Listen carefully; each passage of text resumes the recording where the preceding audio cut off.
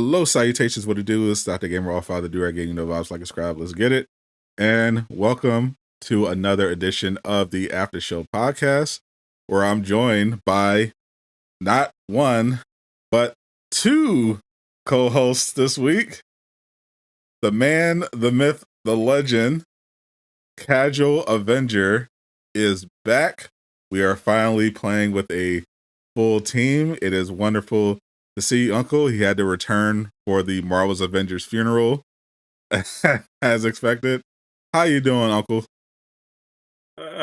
Wish I could have made it back for the past couple shows. Honestly, those shows were probably going to be a lot more interesting. But oh, definitely.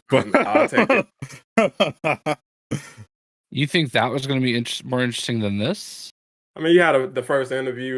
You guys have been doing a lot the past few weeks. I would have preferred to be here for that if I had my pick. But dead game. That'll do. How you doing, Mr. PAX East? Living the dream. Let me chill for a minute for myself. Oh, please chill on. All right, look at this guy right here. You know you want one. I'm gonna post a link in the description or in the chat. $29.99. We gotta sell 200 of them between now and April 30th, and hopefully we do. And they can get made because my mom really wants one. I'll probably give her that one if they don't. So, but I'm very excited. They're really cool, and that is what I got. The Thor plushie. Perfect. Thor plushie. Thor plushie. All right. Definitely go pick that up. Support Mr. J Shockblast and his entrepreneurial endeavors. Don't even care about making money off of it. I just want them to happen. I just want to sell them so that my mom can have one. That's literally it. And definitely, it's a cute doggo. So, gotta support the little homie. I definitely gotta make sure I pick one up so I can have it right in my home office. Thor also sends you a personal thank you message if you let me know that you got one. There you go. So, I mean, this to me it sells itself. Like, what are you waiting for? Go pick one up right now. We'll say what's up to the chat. What's up, Eastwood, TCM? We got Original in the building. Appreciate y'all for being the first to arrive. We got a fun show. Well, we're gonna have so fun. But the two main topics of the show are death. Today was, of course, the technically not last day because Avengers is doing a bug fixing patch in April, but the last meaningful patch of the Marvel's Avengers era happened today with patch 2.8. There will be no more after this. No Cree Invasion. No nothing. No new characters. It's finally over. And of course, the door is closed for good in September. And in the same week, we also witnessed the end of E3. So it's been, and also potentially the end of certain actors' careers. So this is the theme. Wait, hold on. What actor? What happened? Theme of the week. We'll get into all that, but first let's get the majors. Let's get into the dead game. That our favorite Marvel's Avengers. I was streaming the game earlier. Hilariously enough, we had over 600 people concurrently in the chat just watching me read the broken page patch notes. pretty perfect. Even in the end, there's still interest in Marvel's Avengers. I guess it's true what they say about people not being able to resist train wrecks. I know High Ruler hosted a bit of a roast, and I know Doom is going to be having a final roundtable as well. This is all just us saying goodbye to Avengers, and of course it couldn't be without drama. A little bit of drama. If you saw Bob Duck and Weave streaming earlier, he had some things to say about Avengers, particularly their thank you video.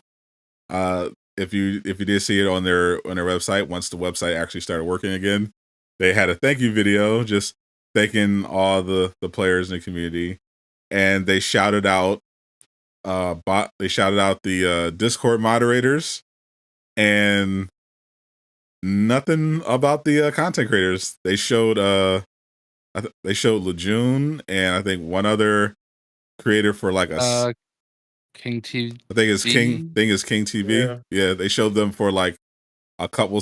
They showed Lejeune for a second. They showed King TV for like 3. They shouted out all the Discord moderators by name and then peaced out. And Bob felt some type of way about that because content creators have been doing a lot and taking a lot, especially those in the VIP Discord, trying to promote the game and keep it alive. And this was just another final FU. They thought. I don't know, man. I don't take it that way at all. Jay, of course, I think it's Jay, of course, disagrees. Company man to the end.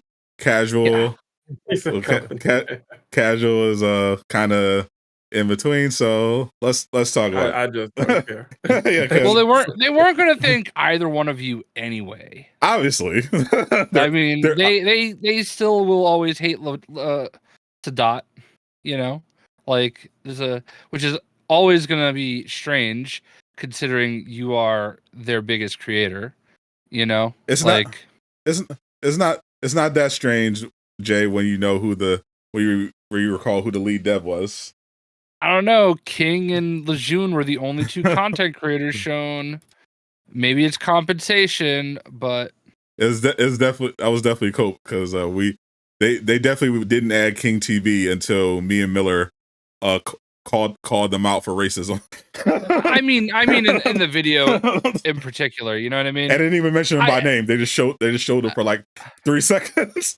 I'm gonna be honest with you, though. Like, if you guys didn't mention this, I would have never even thought anything of it. Like, first of all, God bless those mods.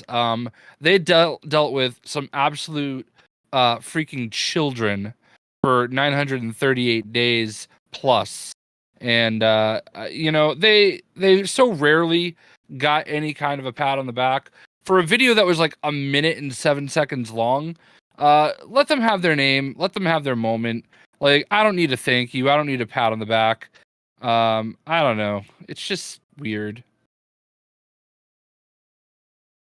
Uncle Casual, I believe you said you didn't care in particular. Yeah, bro, it's a non-issue, bro. It's a dead game from a struggling company that just could never figure out how to properly manage that whole project. So it's like not being included on the list is. I mean, they got 99 problems. You get what I'm saying? I guess, and that's being generous. That's not even counting. I would say an even 100. I mean, we can go higher. We can go higher than that. But it's like, you know, I understand, you know, especially, you know, Bob, people being on the inside of the creator Discord, you've been on the front line, especially during that whole XP booster debacle and all of that stuff. I get it, but at the same time, it's like there are so many people who can make that argument, and it's like this is just on course. Like this is literally what they've done the entire time. So it's like, of course they're gonna do it on the way out. The link they shared for the patch notes didn't work.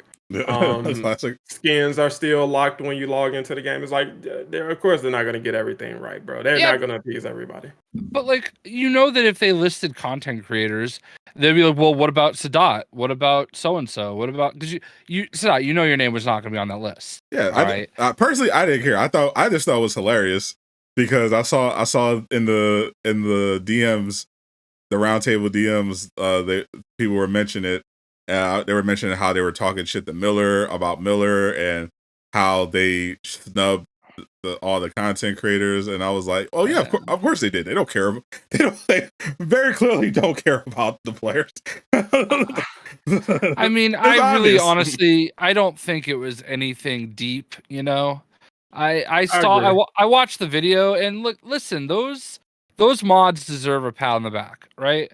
Like we've seen how awful and vile people could be in the comments and everything. Like for us too, you know, like they dealt with some crap, and I'm not saying that they were always perfect either, but like I don't know, they didn't get paid shit, you know, like they did that just because they wanted to be a part of it, you know. I mean, let's be honest. That the Discord wasn't really a big deal. That was a. I'm sure it wasn't. That was a, like, that was a complete that turned into a complete echo chamber of toxic positivity.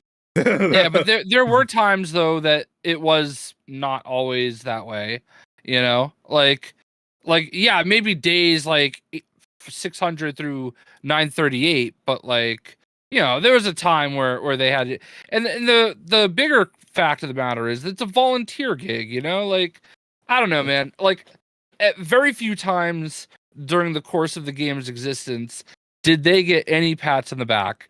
Getting one out the door, I feel like it's deserved. I mean, they got free skins. That was another pat in the back, but I'm not doubting that they deserved a pat in the back, and they got two. They got a shout out in the goodbye video, and they got free skins, early access to free skins. Yeah, the main person who deserves, you know, like a huge thanks and just a lot of credibility that, you know, obviously they were absent from that video was Andy. If he was here, that video would have been a lot better received than what people got. And you know, that dude suffered a lot, bro. Like more than the mods, more than the content creators, more than anybody attached to that project. And it's like the fact that he wasn't even considered is just because they're just trying to get this out of the door, bro. Like they don't care. It's apathy. They don't want to really do it, but we gotta do it. So it's like just throw this together. They probably put that together yesterday and just like, all right. That's it. So it's like I get it. Well, it's also funny because I don't know if you saw, but Bob interacted with Nellstar, and Nell was like, not how we would have done it. But honestly, things started going downhill when Nell and Kat left, so not really a surprise. I mean, yeah, I just feel like it's such a weird thing, like, to get upset about. I love Bob. I didn't hear his rant. I did see, obviously the back end conversation, but I don't know. I thought it was weird. A weird, like, who cares? Like, not really that big of a deal. I see where Bob's coming from, because Bob is like, I think Bob took it more personally because he's kind of he's supposed to be like the golden boy. He's been putting in work. Every week, like he took his role as a VIP content creator seriously. He always had all the promo ready to go. He had all the skins getting shown off, and he personally, had to deal with Brian harassing him in the Discord, and I guess he felt some type of way that after all he's personally done, he's been out in the front lines getting called a shill and all this other stuff, just supporting the game to the very end, and he saw what all that professionalism is worth to these people, which is jack shit, because they don't care. That's why I didn't get mad. I thought it was funny because I'm like, I mean, of course, why would they? They don't care. I mean, I was like, have you seen the Winter Soldier update? They're halfway out the door. They don't give a shit. They're trying to go pack up and go into Tomb Raider. They ain't trying to be on this game any longer. Yeah. I don't know. It's just not a big deal to me. I'm surprised 2.8 was as good as it was. I mean, we heard some stuff behind the scenes, but let's just say if it was up to some people, patch 2.8 wouldn't have been as good as it was. So this is very clear for everyone that's been paying attention. This was not the right collection of people for this project. The ones that were left on there, you had a few people who were generally rock stars, like AJ, Alex, who were doing their best, trying to rock out, trying to help the players, trying to do their thing. And yeah, other people that were that either outwardly hated the community or we're just trying to get out of here, and it is very abundant in the work that they've done and in the communication. So I didn't need a shout out. I knew I wasn't going to get any type of shout out. Obviously, I made peace a while ago. That it doesn't matter that I'm their biggest I'm their biggest creator. I know what really matters at the end of the day. The support that I've gotten from the creators that I respect and the greater community. I didn't need an acknowledgement in the video. We all know the score. We all know who really carried Marvel's Avengers. You know, we don't need Miller to be in that video. We don't need me. We don't need Casual to know who's really doing it. We know, and that's all that matters. At the end of the day, we kept the game alive, and any memory of the game will be because of us, and that was good enough for me. I wasn't sweating anything. I just wanted a functional patch 2.8 so I could get this last stream off and go about my day. I've long since moved on from the game. I haven't been a consistent Avengers. I don't know how some of y'all been doing it, because I tapped out on this game in October, in late September. I made the pivot from a full-time Avengers content creator, and so far 2023 we've made the full switch over on my main channel away from Avengers, and it's been going great so far, especially this month. So I ain't looking back, and this is just kind of a little footnote and just kind of nice to reminisce. And it's funny because like I felt like the game felt so good today. Like it's kind of funny how like, oh shit, if we give them what they want, it might actually be good. I bet they saw a significant spike in player numbers too, because I'm like, yeah. I mean, even though there was no new content, it was like, oh well, we got invisibility works. Everyone you can get any skin you want. There's actually a reason to play in-game content. It's like, oh wow, it's apparently the people who play the game consistently knew what they were talking about. Go ahead, Kaz. No, I was just gonna add, like, bro, like that just proves how behind the scenes there was some spike going on towards the player base, because it's like, bro, a lot of these changes could have been implemented years ago, bro. Like you could have those little tweaks to traversal, you could have did that right out of the gate. Like they swore up and down, it was just so complex, and so one person did most of those changes. One developer made most of those changes, and it's like that's such a slap in the face, bro. Like people were arguing up and down about getting the hair right on those skins, and they were like, oh well, it's our vision and this, and now you got the right hair on Hawkeye, you got the right hair on Black Widow and stuff. It's like, bro, what was that about? Like what was any of this about? It's like, after being able to take a step back and just like looking at what this game actually is, like what it amounted to be, now that there's no more hope of what it can turn into and what's coming, and well, if they just add this, all of that stuff is gone, and you can just look at what they actually put on the table, and it's like, bro, you had 3 years to do this, bro. Like you did this in 3 years. It's like, bro, that's like doing one homework assignment out of a school year. Like, what were you doing? Literally 2.5 years for a 10% increase in running speed for Black Panther. All people want, like they were so simple. Oh, Hawk's fourth jump is a bit higher. Captain America can infinite sprint. He can infinite shield run. Black Panther is 10% faster.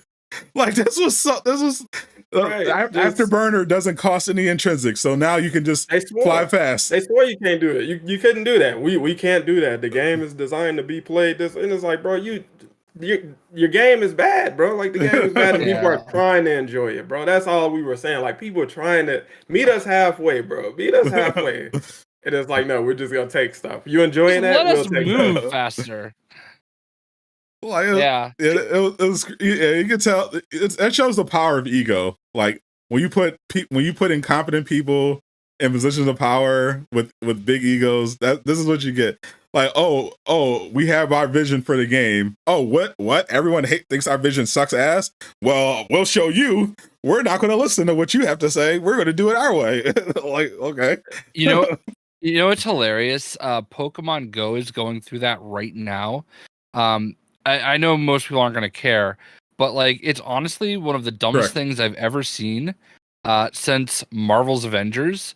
All right, they've got this thing where you could do raids remotely, right? And they cost like $1 to get the raid pass, and there's no way to get a free one anymore. Which is fine, but like people will sit there and remote raid because like I live in the Worcester, Massachusetts area, third biggest city in all of New England. Right. I can't find people to raid with anywhere. So I go on an app and I do remote raids. So they're making it so you can only do 5 remote raids a day after doubling the price of the remote raid passes. So it's like, wait, do you not like money? Like I've done like 50 remote raids in a day, you know? Like are you serious? How can anybody be like I can't find anywhere to like do these raids. Why would you take that away from me? Like, oh, but the game was meant to go out and meet people. Shut up. So yeah. Like imagine. It was meant for you to Pokemon go to the polls, Mr. Shockblast, according to Hillary Clinton. let me plan my entire life around Pokemon Go. Correct. All right, like that is the dumbest. Like that is arrogant, and like I can't help but think, you know, like this is a Marvel's Avengers level, Crystal Dynamic level, middle finger. Sounds like a skill issue. You know, sounds like a skill issue. Yeah. Listen, there is not a single person playing the game that could do a 5-star raid by themselves. Trust me, I wish I could. It's like I'm sure there's somebody. It's embarrassing, bro. Like this was embarrassingly baffling to the end, and it's just like, and what's confusing is like people like Bob, like you had a front row seat to behind the scenes of how chaotic and just unprofessional even it can be, and you're surprised like, oh, they didn't include it. They don't care, but they didn't even give the content creators a bone when they threw you out there to take that L about the XP boosters. They set you up for failure and just left you out there. Like they put their head in the sand and was like, hey, we see no evil, hear no evil, and you fighting for your life. Oh no, they assured us they won't do this, they won't do that, and then they did it. And you looking behind you, the studio isn't back there. You know what I'm saying? They had nothing to say for you. So it's like, bro, you really thought you was gonna get a pat on the head on the back end? Probably the funniest L they took today was the fact that while I was streaming, I noticed that they added Wasteland Patrol nameplate. Yeah. They're kind of cool. I mean, they're the individual ones were pretty dope, but the funniest part about it, not just the fact that they put Wasteland Patrol nameplates for Wasteland Patrol that never made it into the game. we have nameplates for a mode that never made it into the game, but they didn't do individual ones for Black. They didn't do an individual one for Black Panther. They skipped. Wow. They did. He's in the picture for the team one, but he's the only one in that picture that didn't get one. They even did one for Spider-Man, which was pretty dope. Spider-Man's is dope. Yeah. I didn't know they didn't do one for Black Panther. They skipped Jane and Winter Soldier, which I assumed, but they skipped Black Panther. I noticed that I don't know if they were new, if they were always there and they were just super rare to get, but I noticed there were like 3 or 4 new Spider-Man skins too. Yeah, they're new. I noticed there were some new recolors. Yeah, recolors, but and there was a very interesting one for Iron Man that looked like it was made out of like recycled like street signs. I don't think I'd ever seen that one before. I remember that one, but I do remember there was a couple new ones. I went through a little bit of them. The Spider-Man one that stood out was I think it was a gold. I think it was like orange. So Yeah. Yeah, that was the one that caught my eye. I was like, I don't know if this was like it, because they took most of his skins off the marketplace long ago anyway. So it's like, it's also weird looking at the game and there's literally no marketplace. There's no cards. Nope. You know, like challenge cards. Those are gone. Like just all these things are just not there. But we still got the loadout menu option on which is crazy. Like you're already in there taking out these other things. Just take the loadout. Bro, someone actually asked me if they added loadouts in the patch. I was like, oh no. No, it's still there. They forgot to take it out. It's still there. I mean, but maybe that's just like a grade A like troll job there. Like, nah, we'll leave it there. Like, and they're laughing about it. If that's the case, I would actually give them a high five on that one. I was telling them on stream earlier, like, you know, there's a thousand things they could have did better closing this game out. Even a farewell developer stream. You get what I'm saying? Just hanging out one last time, answering questions, saying goodbye. Actually, you get what I'm saying? But it's like Andy would have done that for sure. They just didn't want to do that stuff. They didn't want to do it. Nobody wants to do it. Nobody wants to do anything. Here's the real question: is there anybody there that knows how to do it anymore? They just got a new community manager for no reason. Yeah, the black lady. What was it? Vanessa? Yeah, Vanessa. I feel like Brian is the one that did the last stream they did though. Like I feel like he was the one that managed it all. Vanessa, they did one with It was Vanessa and was Megan there? Hunter was there. It was Vanessa, Hunter. Yeah. I don't know that guy's role. Rando or something like that. I forget his name on Twitter. He's one of the developers. He's one of the newer developers. He made the Winter Soldier arm. You know, the 3D printout. Yeah, this was when Brian had already been publicly admonished by Crystal Dynamics, so he was not allowed to participate in any official capacity. So yeah, it was our first time seeing Vanessa, and she was doing the Andy role. She could have definitely done it, but I mean, I don't blame her because she just got here relatively recently. She's not invested in the game or the community. This is just a paycheck to her. She seems like a very nice lady, but she doesn't have any connection to this game or community. She doesn't give a shit. She's not, and who else? Yeah. Megan's not even doing anything for communicating for Tomb Raider, so she's not going to be on. Like, who are they going to have on? That's my point. Nobody wants to do anything. Nobody wanted to do anything. I mean, AJ probably would have been down if they asked him. They should have asked me, and I would have hosted it. And I would have had AJ on. I would have had Alex on, and we could have had Vanessa on too. We could have chopped it up. had Miller come in. We just have a good time. Well, yeah, somebody has to care. That's exactly my ultimate point. Nobody cares, bro. Somebody has to want to do it, and nobody wanted to do anything with this game, which is why it ended the way it did. Like you hired a new community manager and expanded the creator Discord for no reason. Like, you knew the game was dying. Like, you knew you had no content plan. There were no more updates coming, and hey, we're adding to the creator Discord for what? To give away skins? Like, what are you doing? Yeah, like, what are we doing? To sell some new skins before they announced that they will all be free. so that's get that last minute bread out the door. Well, they had that. What was that? A $70 bundle they launched the day before the announcement, before Miller broke his story, and they rushed and they would have it. Yeah, like, I gotta get that money. Yeah, it's like the game. You know, they officially wrap up the license in September. It's like you could have did a lot between now and then. You know, you could have made money. Like, you could have actually still made money on this game without fully announcing that it's dead, or you could have explored different options.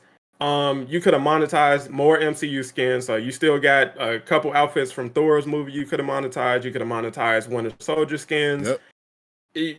Nothing about it. You know, it screams we just don't want to do this anymore. It's just like, that's that's why I'm puzzled why people being upset with them, especially people who know exactly how bad it was behind the scenes. Like these people genuinely, they don't want to talk to people in the Discord. You ask a question and you're left on red in there, and it's like the person whose job that is making excuses not to do that while arguing with Miller on Reddit, and it's like, come on, bro, like this is a absolute shit show, and it's like we just don't understand that even at this point, like they couldn't do basic things right even to the end. No, they're not going to get the farewell video right, or to satisfactory degree. Not at all. I mean, but that is the event. That is the Avengers experience we've come to know and love. I wouldn't have it. I kind of wouldn't have it any other way. Like this is better than I thought it was going to end. It's.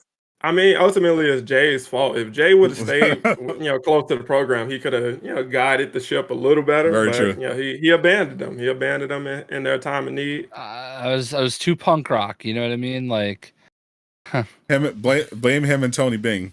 It was their. They started the mass exodus. They ruined everything. I mean, listen. Some of us did it for attention. Some of us did it because it was the right thing.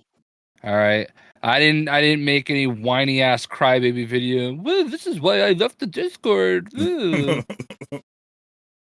So Jay just peaced out and call it a day, and others heroically stay behind to sacrifice themselves to get them skins free every week.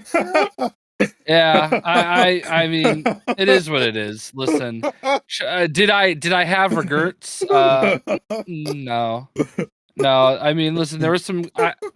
It is kind of funny how, like, the second I left, though, like everybody started getting skins. Just don't call me a martyr, though. They was waiting for you to leave, Jay. That's what it was. I guess so. They had a limited number. Listen, they didn't want to make it awkward. I was the second one to do it when it actually mattered. So there you go. They were just waiting on you to leave, bro. As soon as you well, Brian already hated me, so that's kind. It reminded me of when back when I used to work at Borders Books when they were when they were first starting to wind things down. When we found out they were having problems, they had cut all of our hours. Like it was a mess. Like we were basically working 2 days a week at the store. It was like it was at a point where a lot of us were like barely even breaking even between our paycheck and the commute. And then one of our guys on our inventory team, one day he posted a message in the break room saying I can't pay my rent on 2 days a week, and just left in the middle of the day. and then the next day, all of a sudden, our hours are back. Things are going smoothly. we're just moving. We're just humming along. It was like he was the J Shock Blast. He sacrificed himself so that others could live. So we could get our 5 days a week. Yeah. It's funny you say that. When Circuit City was going out of business and they were liquidating, my brother was working there, and a lot of the employees were like grabbing the stuff they wanted and like hiding it under their own ceiling tiles. And basically waiting it for it to like get to the last days so that it was like 90% off and shit. So let's just say we got lots of goodies on those last days. I got a Canon I think at the time it was a 60D for like 90% off. Holy. My brother walked out with like 3 laptops for 90% off. I thought you when you brought up Circuit City, I thought you were going to talk about how people checks were bouncing when they went out of business. Oh, I don't remember that. I don't think my brother had that issue, but there were lots of employees that were finding stash places to like stash all the stuff they wanted to get at the end, and then I guess it was like when it's getting liquidated, there's like different people that come in and are kind of managing all that. But like some people got caught and their stuff put back into rotation. But I guess my brother had a good hiding spot. Skill issue.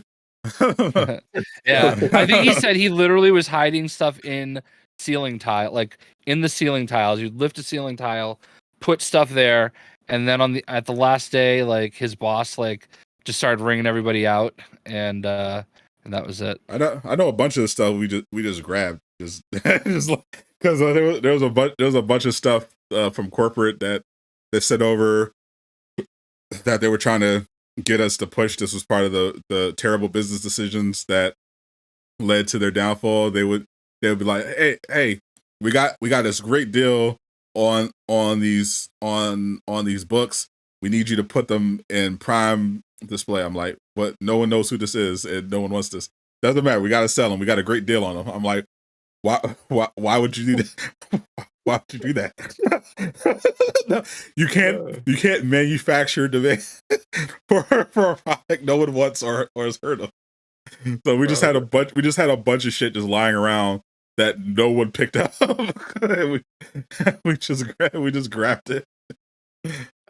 That's what I was when I used to talk to some of the developers, man. I used to tell them like I've had my experience with poorly managed companies, man, and it's like just telling yourself you know what you're doing when clearly you don't. It's like and no one is there to check that. That's going to lead to ruin every time. Like there's no situation or no example of that not leading to like you just folding in on yourself, and it's like. Especially in retail, you see that a lot. So it's like, for sure. I don't know if you guys got or used to have H.H. Greg's on the East Coast. I remember. I was like, bro, I remember them. I used to work for them, man. They were notorious for just terrible business decisions, bro. Like just like asinine things, and it's like. They had one of their. I was at one of their smallest stores in Chicago on the South Side. And they were trying to emulate things that their bigger stores in the suburbs were doing. So it's like, oh, well, our Orland Park store, they do all of this in the warehouse. And it's like, bro, that store is like 3 times the square footage of this store.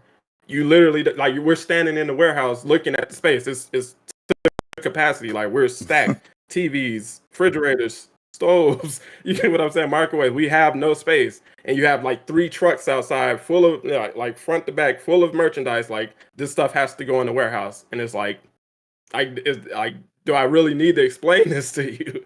And now you got trailers outside that you have to pay for because you can't bring it inside because there's no room. And it's like, oh, this is costing us money. And those trailers were outside for months.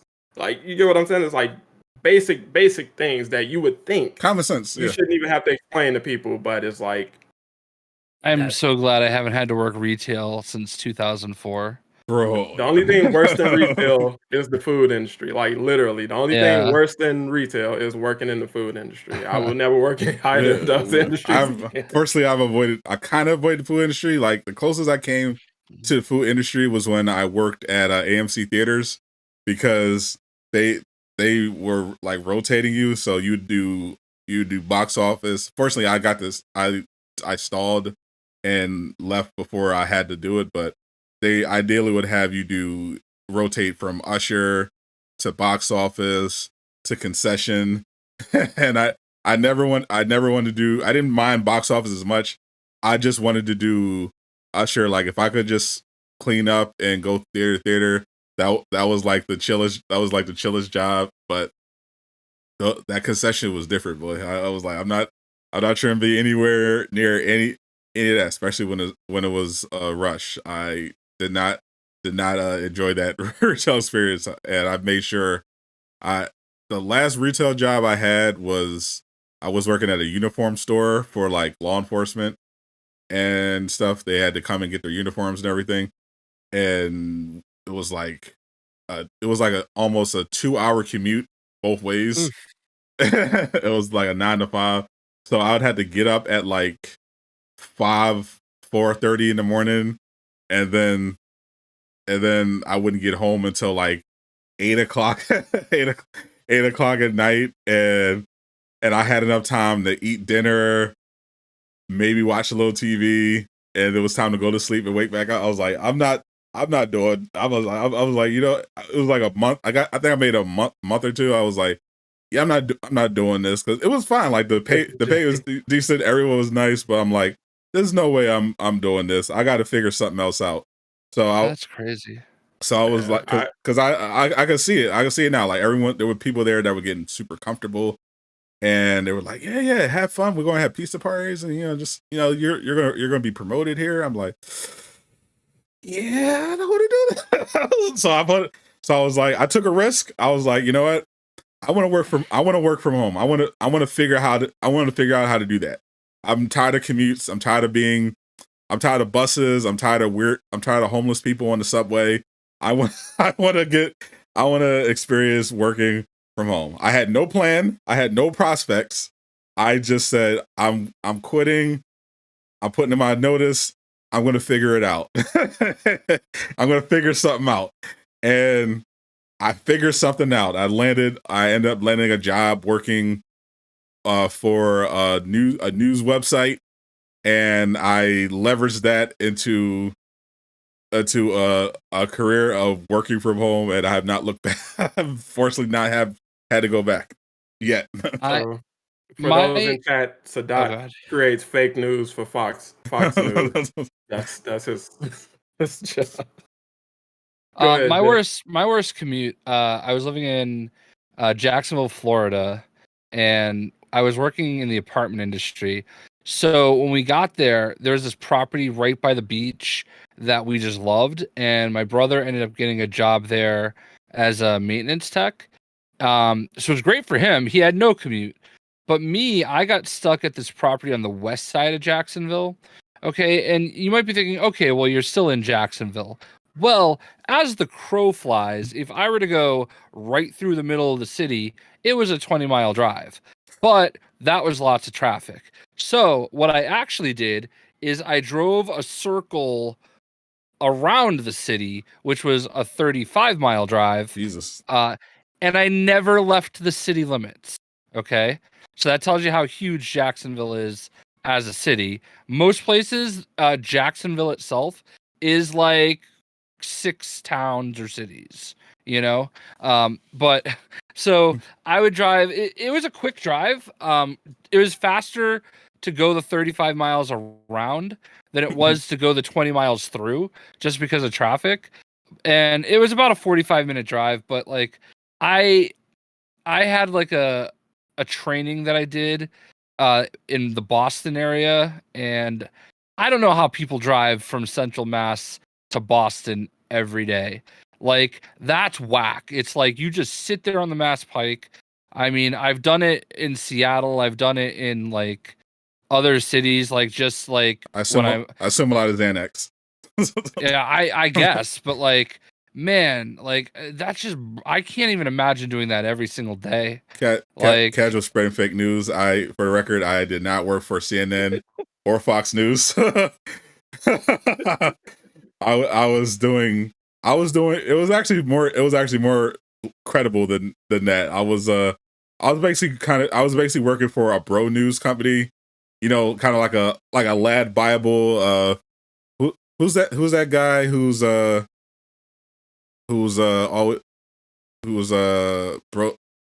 Barstool? That it was kind of like a Barstool situation. It was kind of like a Barstool situation. Like we don't cover hard news. The news stories we cover were like, you know, something related, some viral video or some instant karma or something related to an Instagram model or something. I remember I got to interview a porn star who was pretty famous at the time for the website. Which was a lot of fun. I even kept in contact with her afterwards. It was not serious, but funny enough, we actually were at a point where we were making content, because remember back when Facebook content from celebrities was like popular, like Tyrese and people like that, and they would like have these like articles on their Facebook page and everything like that. We our company basically were writing those articles. Like we would write basically clickable articles, and people like the Kardashians, their representation, Snoop Dogg, 50 Cent, their representations would hire us, and we would provide them with like disposable content they can use on their social media to promote. So and we send it over to them. When I went out to LA for we went out for Lego DC Supervillains. The hotel they put us at, I'll never forget looking out the window because we were like kind of across from Universal LA. But like I looked out my window and it was facing the opposite direction, and directly across the highway was Vivid Entertainment. Oh no. Like you could see like it was like very clearly them. You can see the you see them filming, Jay. I did not see them filming.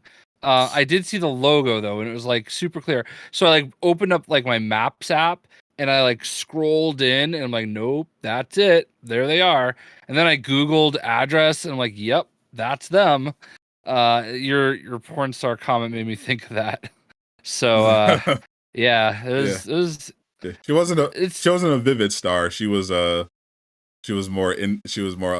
Remember, I know if I mention her, everyone's going to pretend they never heard of her. So it's no point. It's no point. I know how this usually works, but you've heard of her. Well, interesting. We'll leave. I know a bunch of people in chat will be like, "Oh, I what's porn? I don't know." I don't know. I can see the people in chat right now, and every single one of them will probably cop to it. I mean, some of them are pretty down bad, but for most part, it's upstanding citizens. I don't know. Is Aqua Shill still here? Yeah, if Aqua was here, he would. Aqua is the unapologetic degenerate for sure. He's the president of down bad. Yeah, there are few as down bad as Aqua for sure. Aqua has no problems admitting that. So I know when we worked at Borders, Chick-fil-A was like down the road, and they would like sometimes deliver us free sandwiches. So did Vivid like bring you some free samples? No, I just happened to notice it. I took a picture like all zoomed in and tweeted some LOL. Yeah. It's kind of funny though to think about it. Like they're literally right by Universal Studios, and they make it very known that it's them. It was not Riley Reid, but that of it, she was not. I don't think she was that big at the time.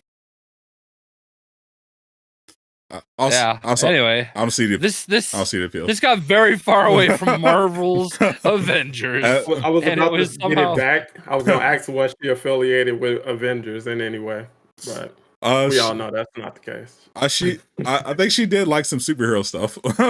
I mean, she wasn't involved in I don't think she did any parodies of it, but well. She liked a bit of their stuff. I mean, that's a classic Avengers. Usually, the most interesting conversations about Avengers inevitably are parallel to the actual game. It's branch up. Those are the best Avenger conversations. They veer off. I'm seeing a lot of. I guess it's Stormy Daniels, probably because of the Trump news. Shout out to Trump getting indicted. It was not Sarah J. It was actually Brie Olson, if anyone remembers Brie Olson. Is she one of the Olsons? I asked her that actually. I guess that's like the obvious question to ask. Yeah. Everybody's Googling it now. Yeah, I asked her that, but I asked it in a funny way. I just wanted to see how many stars people would name just to see how down bad y'all are. I want to see how many names y'all would go through. You disgusting degenerates. Audio porn? Oh wow. Yeah, be careful, but be careful how you Google what you Google. I actually watched an episode of Pawn Stars, and somebody brought in what they thought was the earliest record. What? Laughing at chat, Oh, the earliest recorded like porn records, like whatever it was. Yeah, that's funny. The earliest recorded. Yeah. Was it? They were dancing around what it was. Was it a silent movie? They passed on it. Was it a silent movie?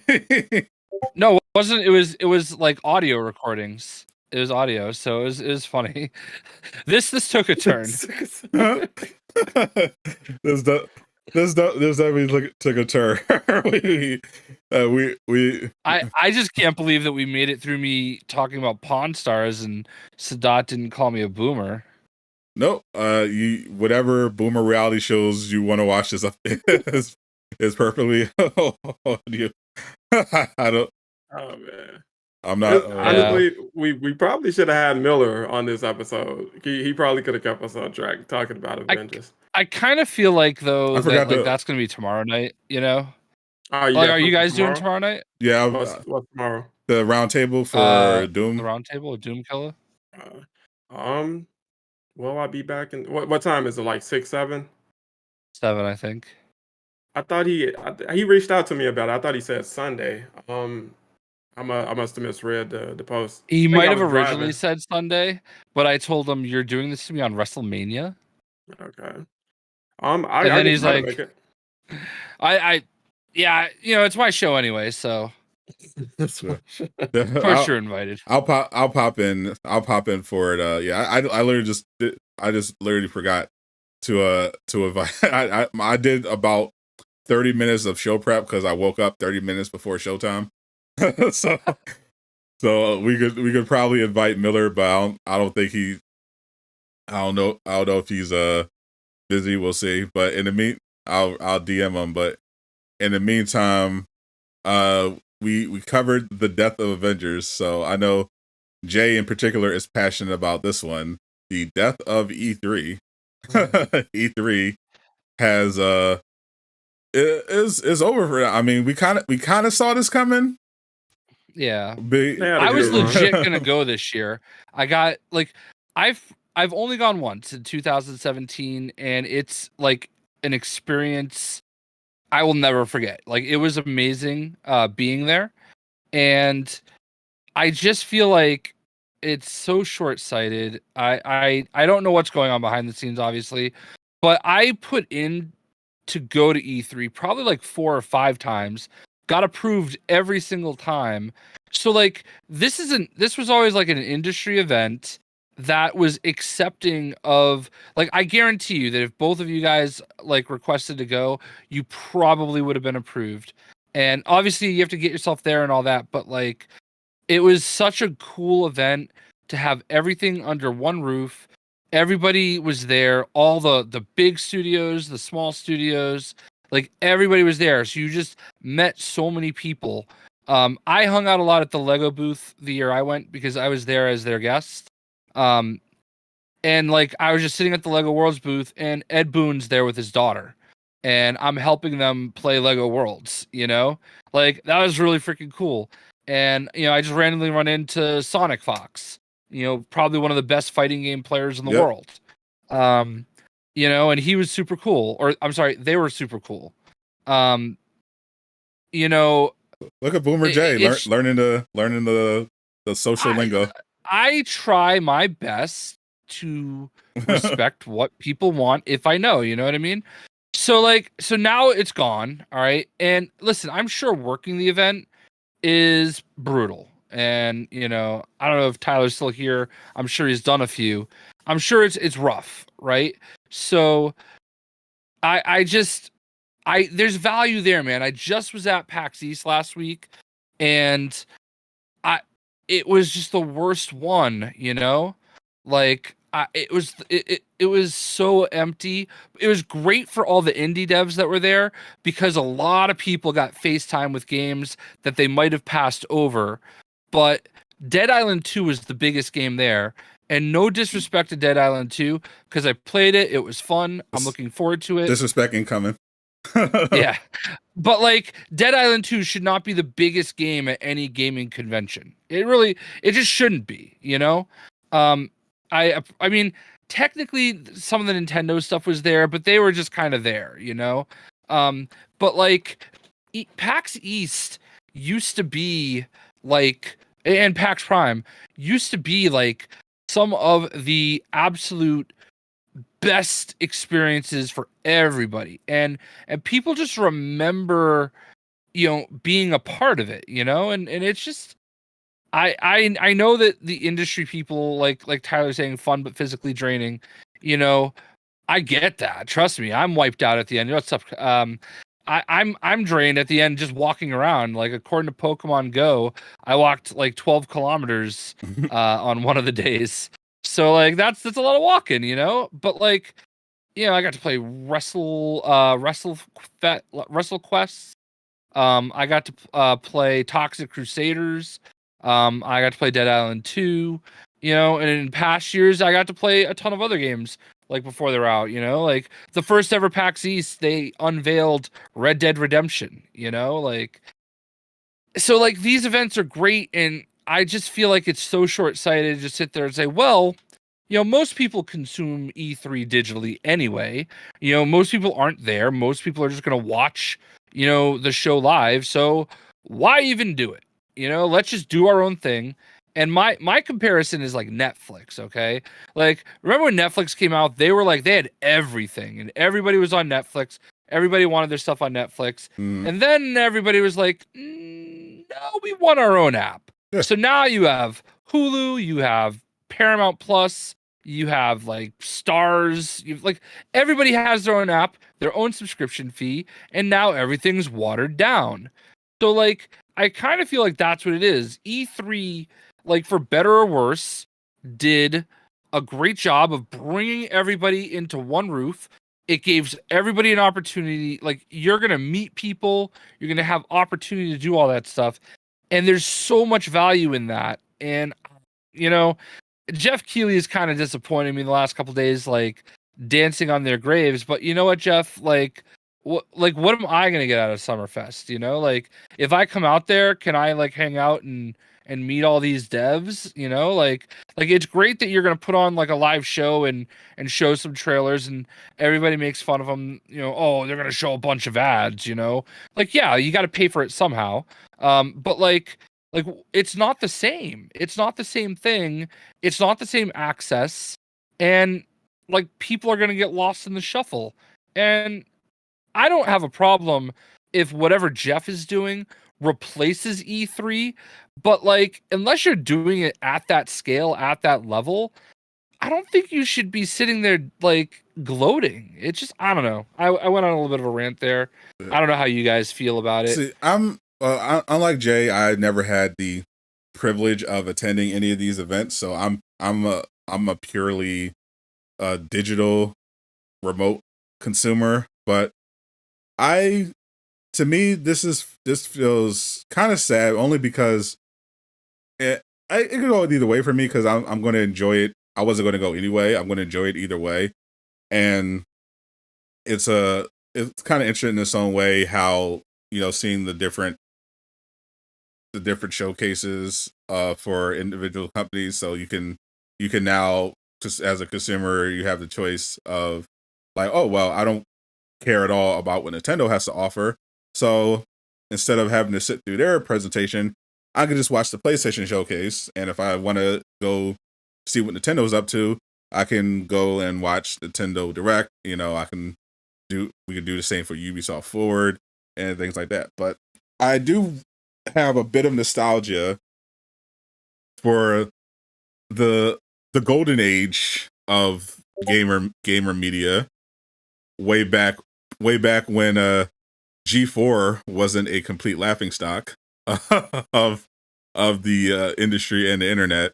I remember vividly watching E3 on TV, watching G4, you know, watching all the shows like Cinematech and Judgment Day, and seeing how awesome the E3 showcase was, and all the booths, the devs running around, the booth babes, all the huge presentations. I was like, it was like the Super Bowl for nerds in the gaming space, and I was like, man, it was something to aspire to. It's like, oh, I would love to attend something that awesome one day. And then we all kind of grew up. You know, the pandemic happened, everything got turned upside down. You know, technology pushed everything digitally. You know, G4 collapsed, and more and more companies started realizing, oh, we'll really need to go to the showcase. We could just kind of host our own thing whenever we want to. And I kind of got used to it. And as a streamer, you know, it doesn't affect me because I'm not going to these events anyway. And now I have some more choice and options because, you know, some of those like Summer Game Fest, I know Jeff is super keen on it, but I know some of those award shows are kind of boring as hell, and I kind of miss the kind of straightforward nature of watching some just one company showcase. Like the state of play is like, okay, I know this is going to be less than an hour. It's going to be all games from Sony. Okay, I know exactly what this is.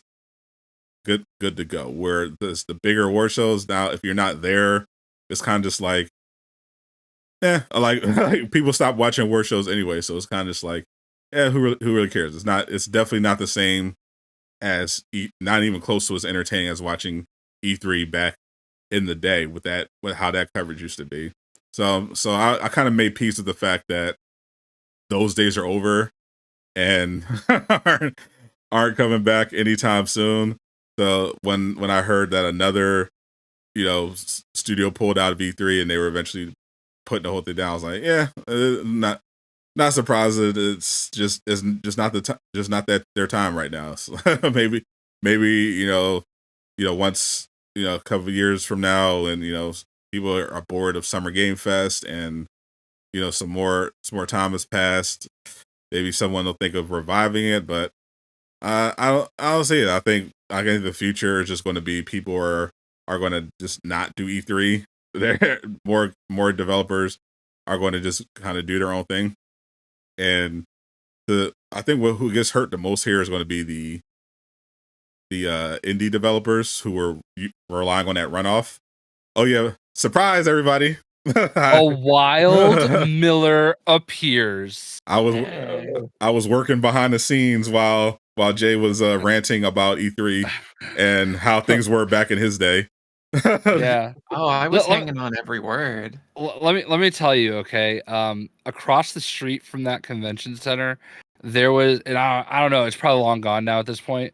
There was a Mexican restaurant that had the best steak quesadilla I've ever had in my life, and I just went there 3 days straight. Like, I had the same thing for lunch every day, 3 days straight. $20, gave me a drink, all the drink I wanted, gave me this amazing steak quesadilla. I was set. So I was looking forward to going back. Anyway, Miller is here. Hey. We couldn't. Now I want a steak burrito. We couldn't pour one out for the death of Avengers without bringing in the man who single-handedly kept Avengers alive for 2.5 years. I mean, I think a lot of people did, but I think there was definitely, you know, work to the opposite effect over the years. He's so polite, so diplomatic. No, I mean, like I've learned to sort of like appreciate like what I accomplished, and like I was gonna say get over myself, but I guess it's the opposite of that. I don't know, like to take the compliment, I guess. Yeah, you should definitely take the compliment. But I mean, I think we're past that even now, you know? I mean, certainly today, but yeah. I mean, in the past couple of months, like, I don't know. It's so surreal. It has sort of clicked for me, but at the same time, like, I'm I'm still processing it on some level. It's weird. This has been my life for like 3 years. Yeah. I know exactly how you feel. Like I was earlier today, I got up kind of early, and I was like, oh yeah, I gotta set up the stream for the event for the patch 2.8, and I was sitting there writing the YouTube description, and I had to pause for a sec. I was like, oh man, this is like it's like going to be one of my last ever Avengers stream. It's like like others are quitting after this, but after this, I'm doing like a special thing in September where I'm going to be once a week. I'm going to be streaming the entirety of one of the DLCs. I'm going to go through the whole story, and then for the last week, I'm probably going to like go through the audio files and it just officially just bury Avengers for good on the stream. So you got to listen to the audiobook of the prequel novel. That really completes it. Oh yeah, we got to do that. I was like, oh damn, this is going to be one of the first times I'm filling in Avengers keyword. The last time is really it. Like so much of the experience was delayed that it feels like this is delayed too. Like the War for Wakanda art book like just came out last month or something after like so long delayed. Like yeah, I saw it at Barnes and Noble. I was like, wait, what? Yeah, this actually happened?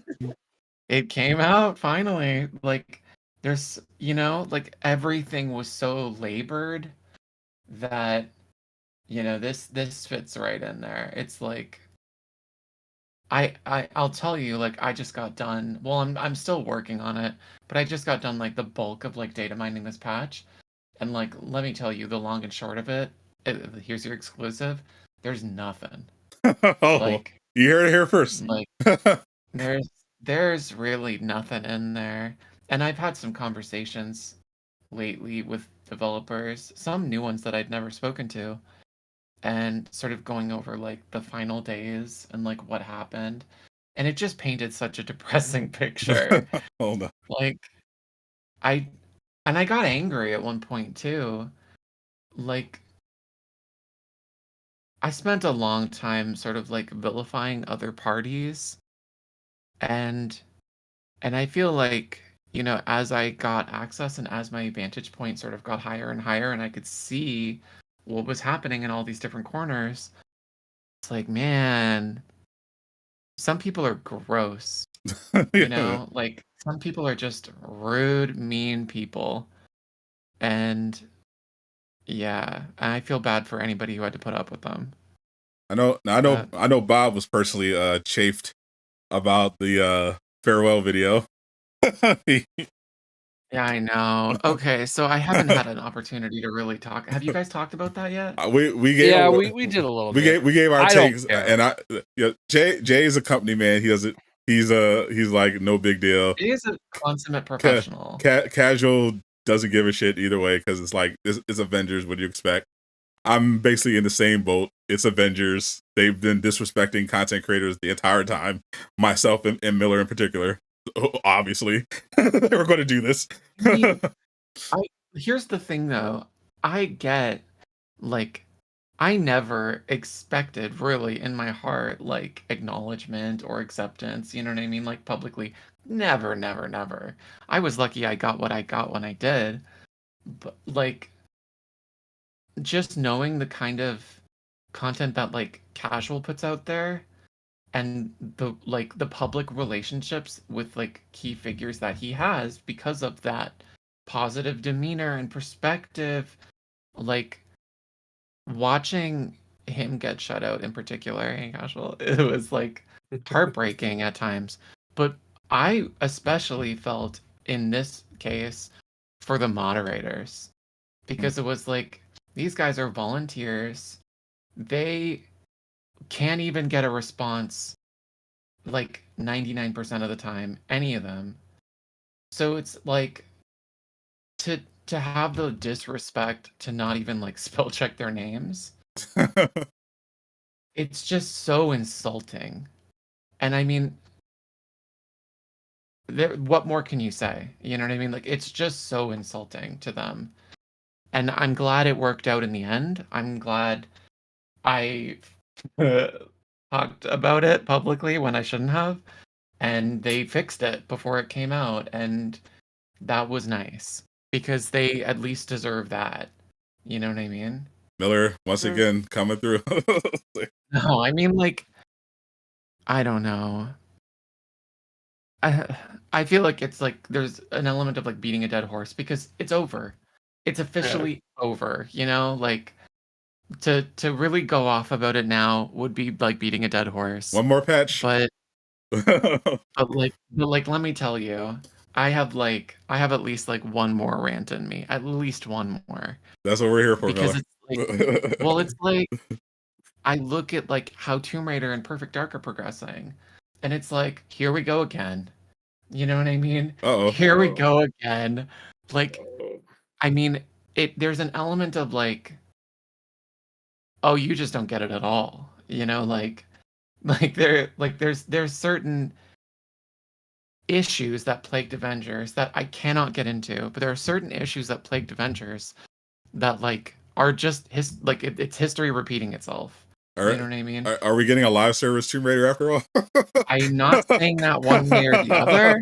I'm not elaborating on what the issues are, but like there's just certain aspects of that are taking me out. I don't know.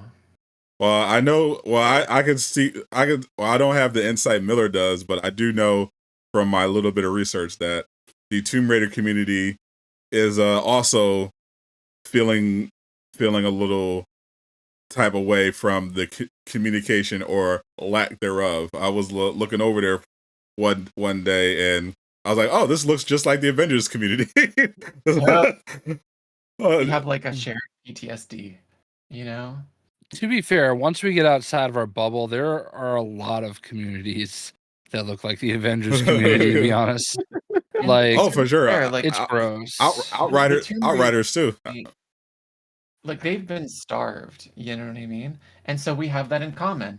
It's only, weird that we actually got a game during that period and still feel that way. But like the Tomb Raider community got nothing. So okay. But like it's like, at what point do you say like, okay, this isn't working. Let's try this.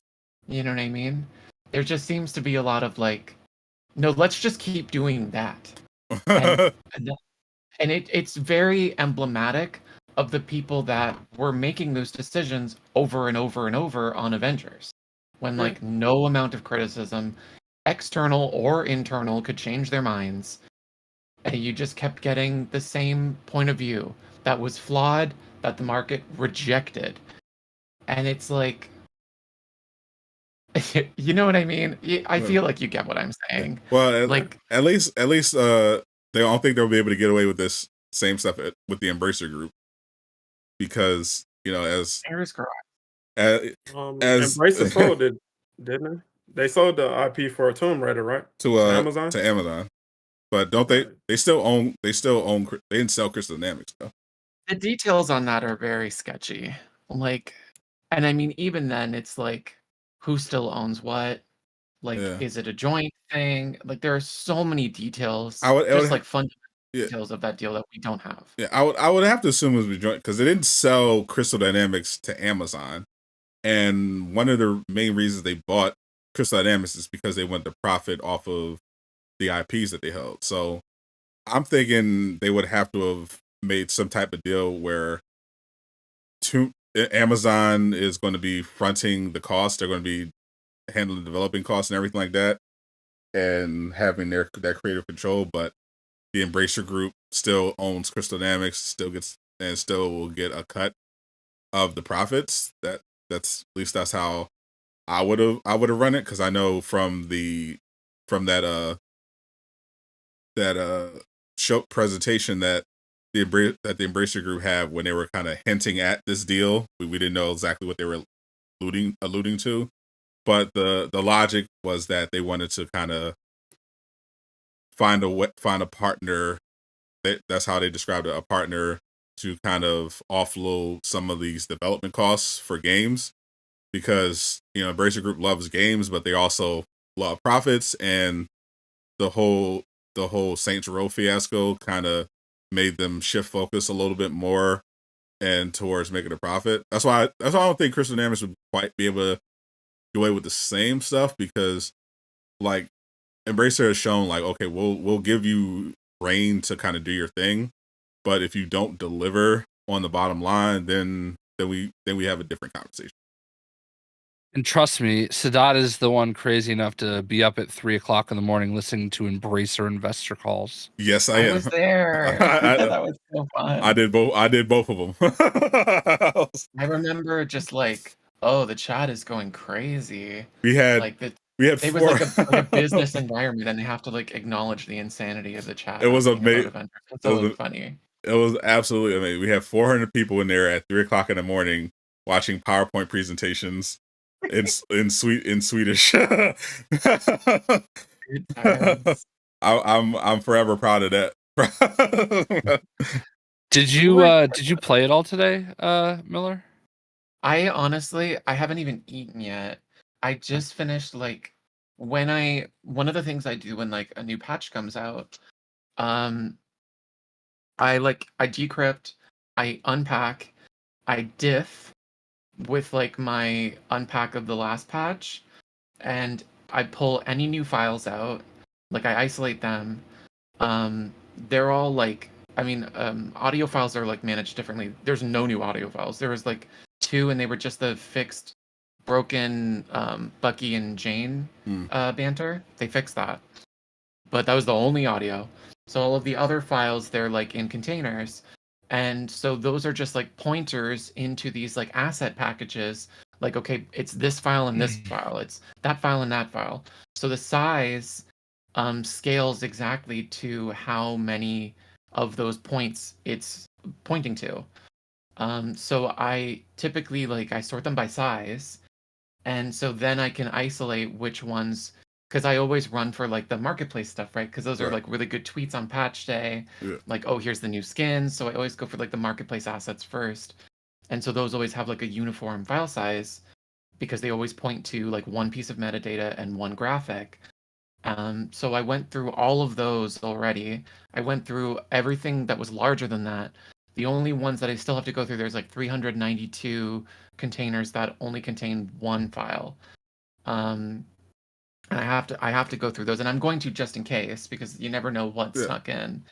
But it really looks like the Disney Vault closed. Oh no. And I mean, I'm happy we got what we did. Like, it was such a huge screw up on the behalf of people whose job it is to like not let that happen, that we even were lucky enough to get the banter that we did with like Jane and Carol and Jane and Jen and those two. Oh, what a gift. And like even Kritzy Abajo saw those on Twitter and was like, how the hell did you get those? Like, you know? I'm glad you mentioned her. Did you hear my technique story? No. Okay. So 2 weekends ago, I was in New York City for Redfall, and I was in the lobby of the hotel waiting to go over to the event with Caboose and Johnny Rocker. So we're just sitting there, talking a little bit, and Avengers came up and start talking about the She-Hulk thing. And I don't remember which one of them said it, but they're like, oh yeah, and when Technique was on with Brian, and just like literally outed the whole She-Hulk thing right there, and he's like going with it, and I'm like, Technique sitting right there, literally sitting next to us. I don't think he heard his name, but I just thought it was funny, and I thought you might appreciate that story. And apparently, Jay also chased him down, and apparently, Technique maintains that they set him up.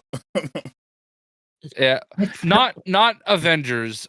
His coach. No.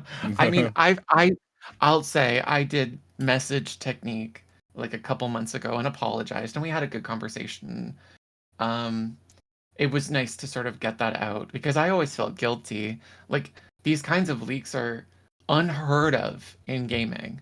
Yeah. You know what I mean? Like, you get like, oh, some guy in playtesting like took a video of like some unannounced title. Like you get like a bombshell like that, but like casting leaks and like you know what I mean. Like it just broke the mold enough that people sort of were caught off guard and expected it to be real, and yeah, it was not.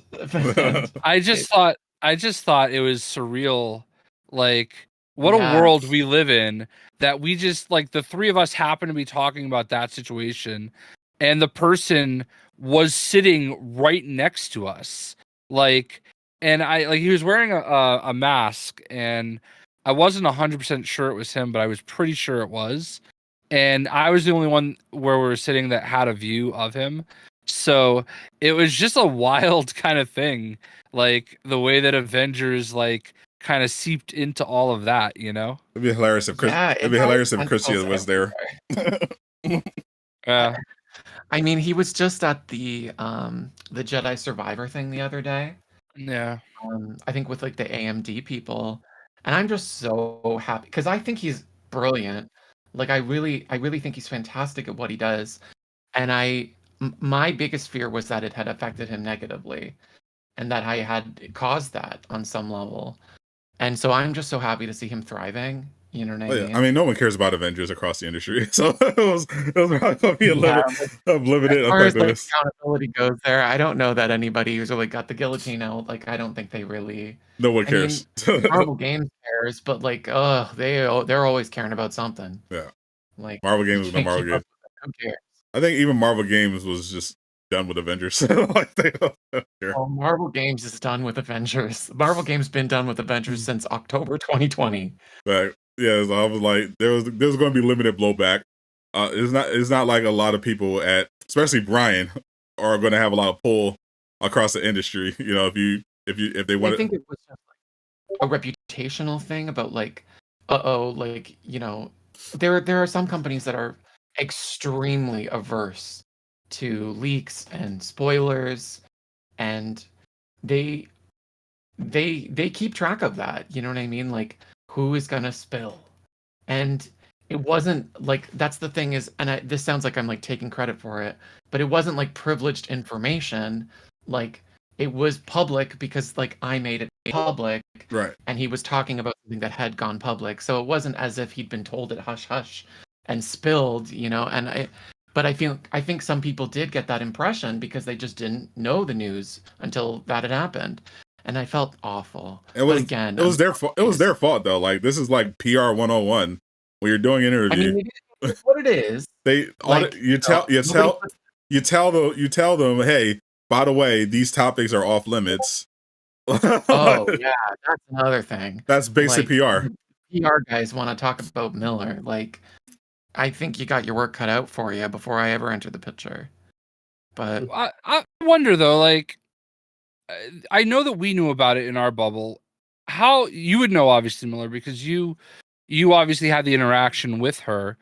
Like, how, in terms of how your stuff kind of blows up, how big was that before that interview? Like, that was pretty out there, wasn't it? Yes, and I thought, I mean, there was really only a few outlets that had covered, like the Technique incident that hadn't previously covered it, because I mean, when she tacitly confirmed it, that was enough. Like, I mean, no one's doubting it at that point. Even Greg Miller mentioned it. Like he was talking about She-Hulk, casually talking about She-Hulk coming to Avengers. Yeah, I mean, it was out there. I think the thing that made that spread, because most people don't give a shit about Avengers. Yeah. So like, you know, did it spread that far? Like, yes, it was there, but like, who's clicking? But I think the thing that was so explosive about that in particular was just the like embarrassment of the interaction. You know what I mean? It was the moment itself. We don't announce things. Yeah, like I saw a lot of like big industry people that had no interest in Avengers that latched onto that incident just because of the spectacle of it, which is unfortunate. Yeah, I think it definitely could have been handled better, obviously, but I think I'm willing to give a slight, barely a pass at that just randomly coming up. You know what I mean? Like I don't know that you necessarily go out of your way to say, hey, like how what was the gap of time between that happening and the actual interview? It was a few months, wasn't it? Months, definitely. Yeah, so like I feel like it may be blown over a little bit at that point. So to think that he would randomly just blurt that out, you know, like I don't know. I get what you're saying. Yeah. I mean, it was an open secret basically at that point. And I think you can see it in his face as there's this trepidation of like, no, that's definitely out there. Yeah, because it was, but apparently to Brian, and it was a big deal to bring up what literally everyone already knew. And I'm like, in that case, if you didn't want people to publicly talk about it, tell him beforehand, hey, don't talk about any leaks or unconfirmed stuffs. You know, these are the confirmed DLCs. These are confirmed characters. Stick to that. Yeah, like when it comes up, even like you can pivot, you know. But it was like a crumple immediate. Immediately fold. So unfortunate. Like I mean, it was a lot. It was a lot. But I mean, I've learned new things about She-Hulk even recently, and the timeline and how things went. I've had a lot of very illuminating conversations lately. Oh, did you? Yeah, I mean, I'm sworn to secrecy on a lot of it because I'm talking like names like transparent, but like I was definitely wrong on a few things. I was wrong on a couple points. I think retrospectively I understand what certain people took umbrage with in like my initial statement about She-Hulk. Particularly when the situation was made. Yeah, it was done before Brian showed up. I didn't know that. Yeah. Like, in fact, Jane was decided before Brian showed up, which was very surprising. Interesting. Yeah, it didn't quite play out how I thought it did. I mean, broad strokes maybe, but they still ultimately decide to release Jane instead of She-Hulk. Oh, definitely. Yeah. And it was funny learning why, because that wasn't what I thought either. Yeah. I'll tell you. Was it because of Love and Thunder? They thought the movie would be better promotion. Oh, I didn't mean specifically Jane, but really just why not She-Hulk specifically was fascinating. And I think they were wrong. I think things really could have played out differently. But I mean, we could say that about any 1 month in Avengers, pre-launch and post. Yeah. Where like why not? You could have changed. Why not She-Hulk? Because I definitely think there was more of an appetite for She-Hulk than Jane. Yeah. Well, that decision was made on a few levels, but what I'm understanding is a lot of it was like an element of it was the popularity of the character perceived to be lacking, which I think is absurd in the face of Jane Foster. Oh, that's actually hilarious.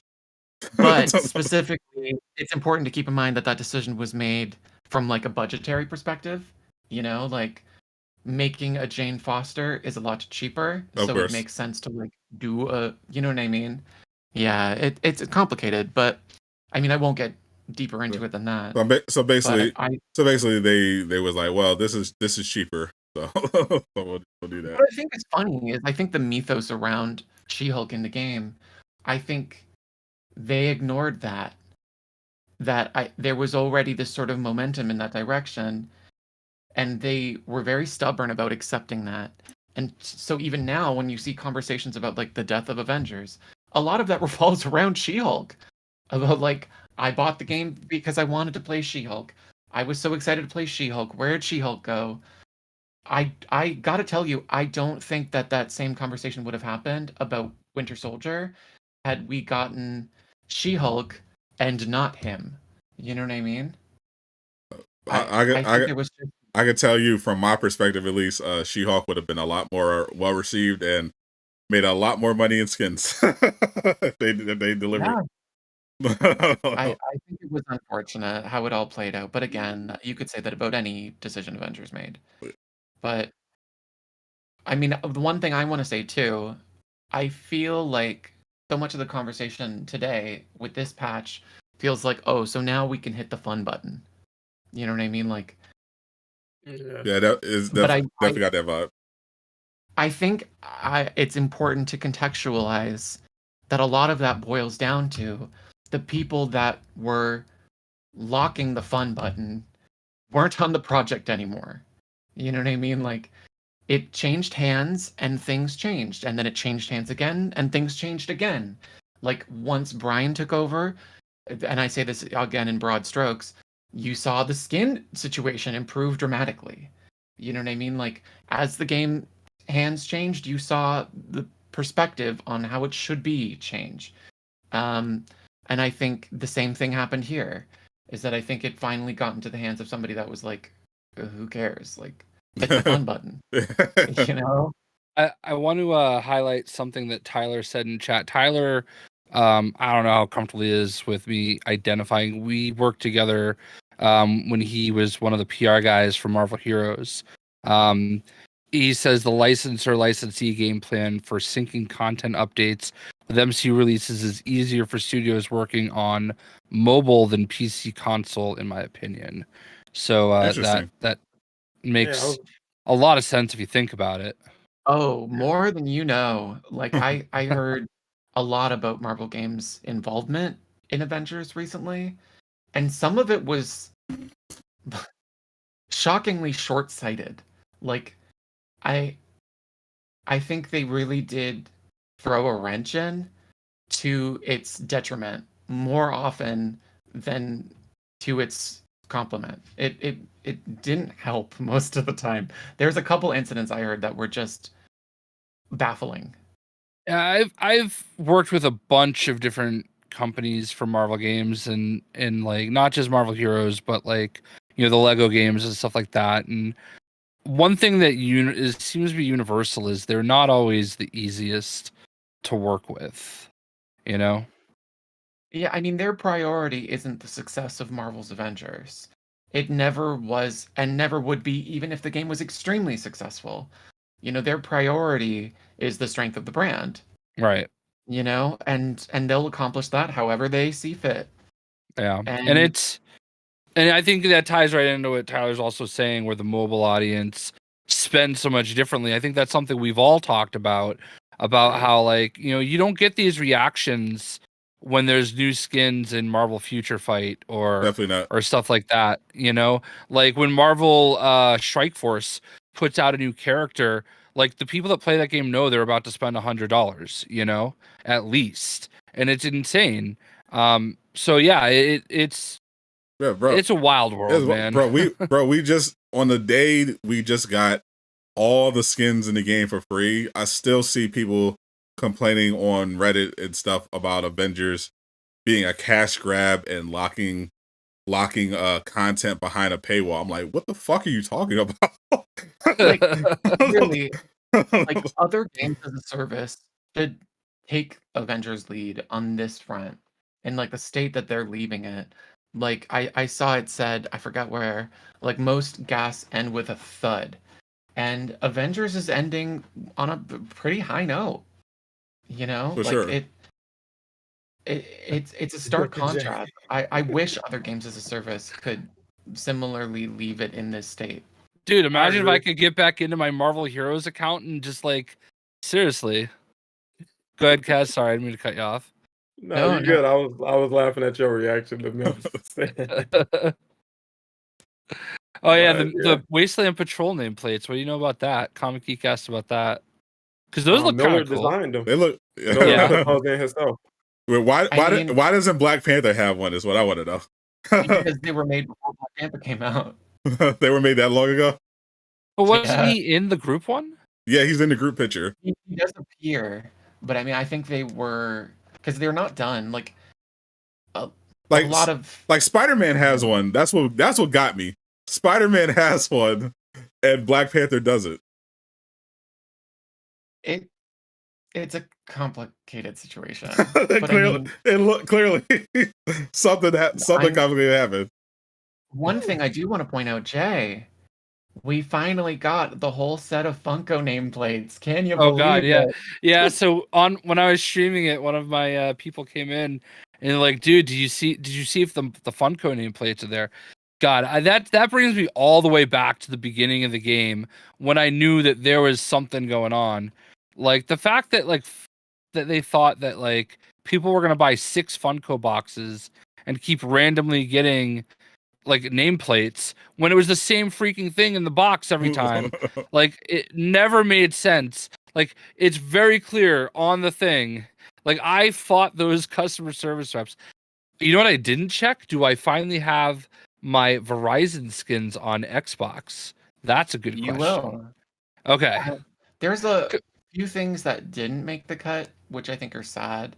Like the Talisman of Splendor and Spectacle. Those are gone. I mean, you can save out of your way into them. Spoiler alert. They're and they can't ban you now. Lifeline tablet, that was done. People have it because it was in the cloning lab drop table when that accidentally launched the first year the game came out. That didn't get released officially. There's like so many things, like smaller things like that are just stuck on the vine. One thing that I found really interesting though, back pre-launch, I like sussed out all of the collaborations that they were doing. So like the Funko, the Intel, the Virgin Mobile, all of them, right? And one of them was the ad council for their like, was it Love Has No Limits or Love Has No Borders campaign. And that was supposed to end with a nameplate bundle. And the whole campaign died. Like they did like the billboard campaign and they did like the one phase of it and then it just vanished. And so the nameplate bundle never materialized. And I always theorized, because it was done, I always theorized, was that the Pride nameplates that ultimately came out? Did they just reuse the ad council ones? And I really believe we would have seen the ad council ones pop out today had they not been the Pride nameplate. So I'm willing to bet that they were now. I will never forget that ad council campaign because I was so geeked out when I drove by and saw one of those billboards like right near my house. And I like literally turned around, pulled over, took a picture of it, and tweeted about it. And this was the day I realized that the community was going to be terrible because Marvel's Avengers retweeted it. And boy, oh boy, was that a day. It was so bad that Andy actually like messaged me privately and apologized. And I'm like, dude, it's not your fault. You can't control them. Andy's like for this world. He really is. And like I'm like, I would have it no other way. I have thick skin, it's fine. But man, were people like miserable because I took a picture of a billboard. It's like it's a game I play. How many times are you gonna drive around and pass a Marvel's Avengers billboard in Worcester, Massachusetts? And they, you know what I mean? Like, so of course, you know the chronically online weirdos are like, and I took that personally. Exactly. Oh man, like it's. Listen, I don't know, man. Every time I log in the game, I just am reminded of why I loved it so much. So like playing today felt so good because I hadn't played in so long, and the game felt like the best that it's felt. Like being able to jump a little bit more with Hulk felt really good.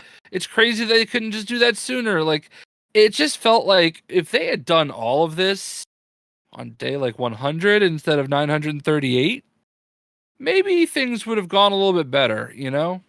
Yeah, even Family Reunion was fun because I was like, at the end of this, I know I'm getting superior gear, and it went by seriously. It went by smoother, but though I am concerned a bit about the repeat rewards because they were kind of lacking because because I wanted to test it out to make sure everything was working. Because the major artifact cooldown reduction didn't work. The invisibility worked. The 165 gear drops that worked. But when I played Cloning Labs, when I played Family Lean for the second time with the same character, because I tested it with Captain America, because he's my only 175. Only got one superior gear piece. I didn't get any minor effects. So I'm like, not great, but I got to test it again and see if I get a minor artifact this time. But if I'm not getting a minor artifact, I'm concerned, because it's like when I loaded up, it had it listed as if it was like part of the weekly reset rotation. It had it in the objectives tab, and then when I completed it for the first time, it disappeared. It gave me the usual amount of rewards, but then when I did the second time, I assumed it would just give me the same amount, but it didn't. So I'm wondering if that didn't take, if that part of the fix didn't properly go through. I'm curious about that one. that would definitely dampen the fun of farming for that superior gear if it's not like that, because that would be kind of an issue.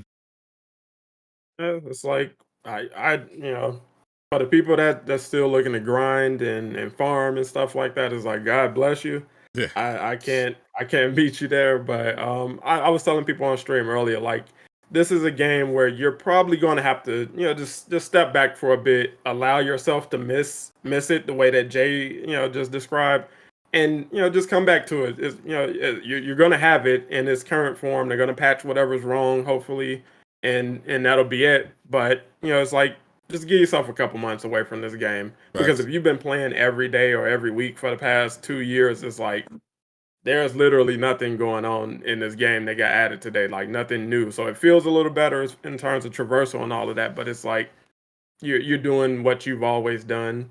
So it's like, if you're burnt out on it, this update didn't do anything to rejuvenate your passion for the game or anything like that. I definitely had a lot more fun. Like I took a big break. Like I stopped covering the game back in September consistently. Most of this year I've been covering a variety of games, mainly other superhero games. So I've been very much out of the loop of Avengers, and I jumped in and was having fun. Mainly not playing the game. Like the most fun we had was trying to recreate different moments. Like when I realized that they unlocked all the emotes, I was like, yes, we finally have the Spider-Man point emote. So I got 3 people. So I got 3 other players together, and we did the Spider-Man meme with the 3 different Spider-Man costumes, and I ended up making that the thumbnail for the stream. And we did one with we did the recreation of the Rhodey and Tony Stark scene, where Tony, and with the Civil War suit, no helmet, is standing next to Rhodey with the full suit. We managed to get that one. That was stuff like that reminded me of how much better the game could have been if it just took its cues from Fortnite, with how much fun they have with their cosmetic options. It's like, bro, there's no reason they couldn't have unlocked that Spider-Man skin, that Spider-Man emote, as soon as it came out. Like that should have been in a $5 bundle. They could have done a better motion capture for that, but even as is, they could have easily sold that in a $5 bundle and people would have bought it. And just run around on social media doing the Spider-Man point emote. Like, and then I would realize, when I'm looking at all the other skins, the fact that there's no symbiote, no Way Home skin. So like, there's so many missed opportunities. They tried. Like, I won't get into it, but they tried. Believe me, the Spider-Man situation's unfortunate. They really tried. It really was bad. I might have gotten yelled at one point for saying too much about the Spider-Man situation. I think that, like, they were just told no. There were definitely some no's. Yeah, Nick said that on Reddit. You know, he was like, a lot of those skins, you guys want. It's like we just got told no about it. So it's like Black Suit Spider-Man was definitely not on the table. Then there you go. So like that was a conversation where we had a dev call once, and if they've already admitted now that was a thing, I asked specifically, like, what's going on.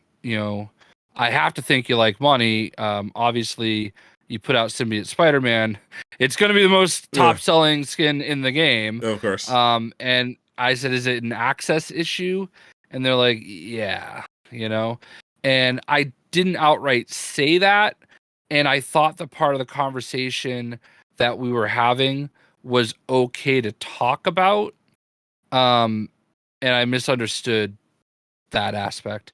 Because, I'm a good partner. You tell me not to say something, I'm not going to say it, But I definitely effed up that night, so. But to be fair, the person that spoke to me was way more fair about it than I expected them to be. So. No one can stay mad at you, Jay. I guess it's fair. Anything Spider-Man related brings extra scrutiny. You know what I mean? That's shit. That is that inside knowledge right there. And a lot of money if you could pull it off. Yeah.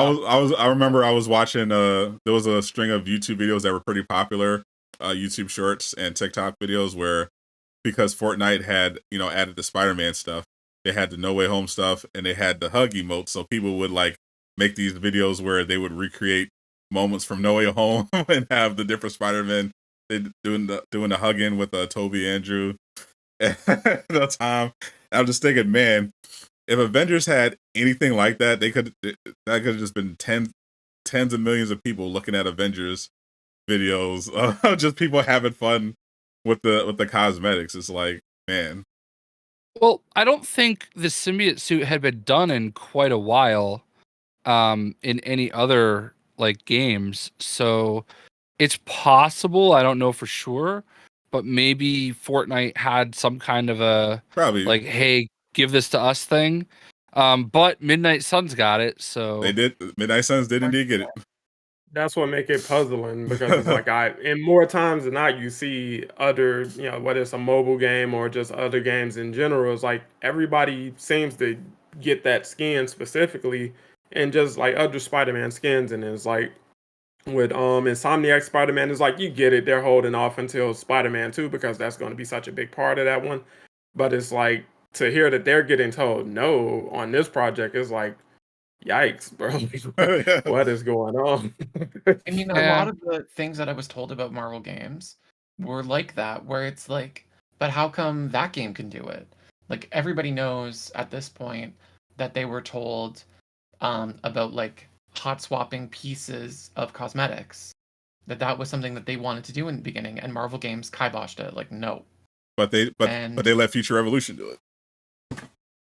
Very shortly thereafter, they changed their mind. It's cool. Everyone can do it now. But like at that point, they've built around the way that they had to do it. So it's just too much to go back and untangle that with their like pocket change budget. So yeah. But it's a lot of stuff like that. It just sucks. That's what part of people don't appreciate.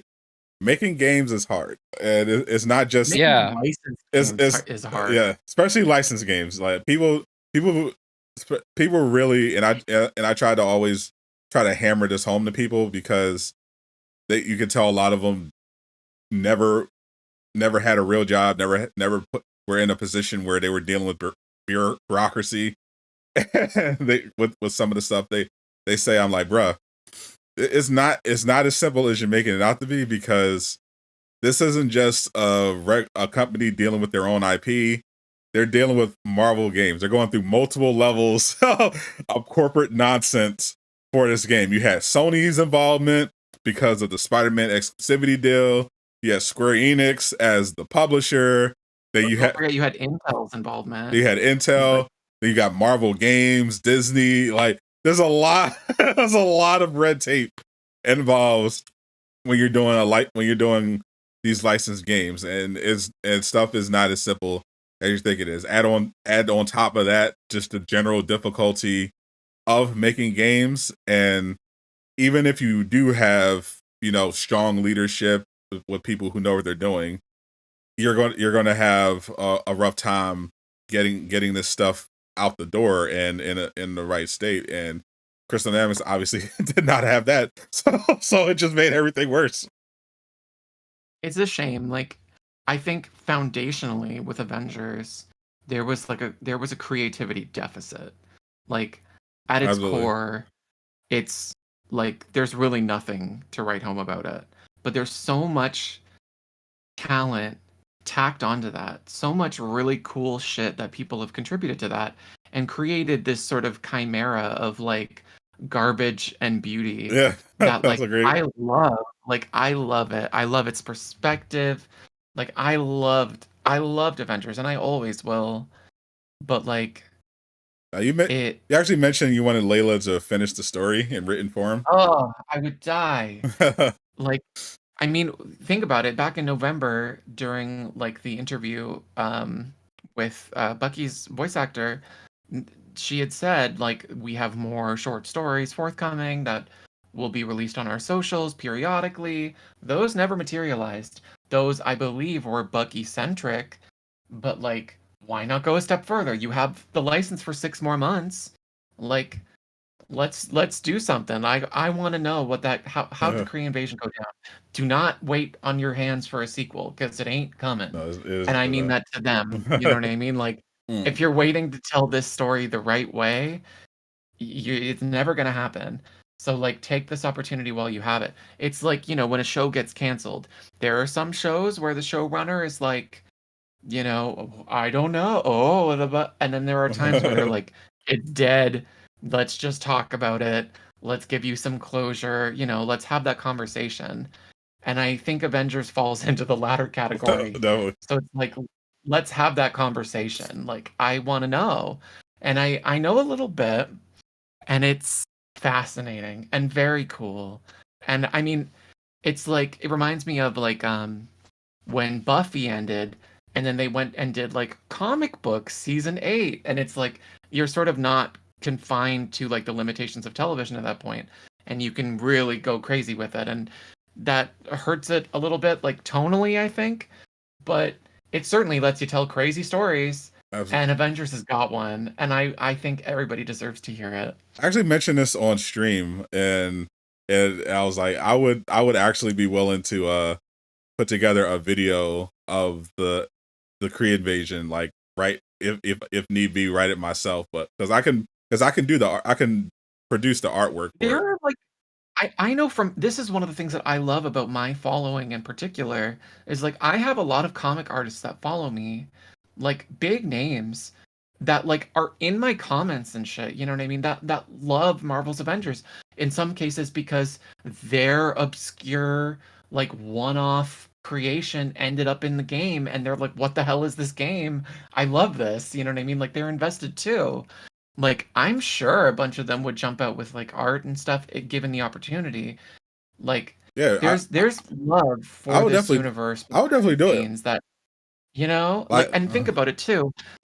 Even if the license lapses, it's like 2 years from now, and there's like a little fanfic pops up written by Kamala Khan, but like where Avengers was going, you know what I mean?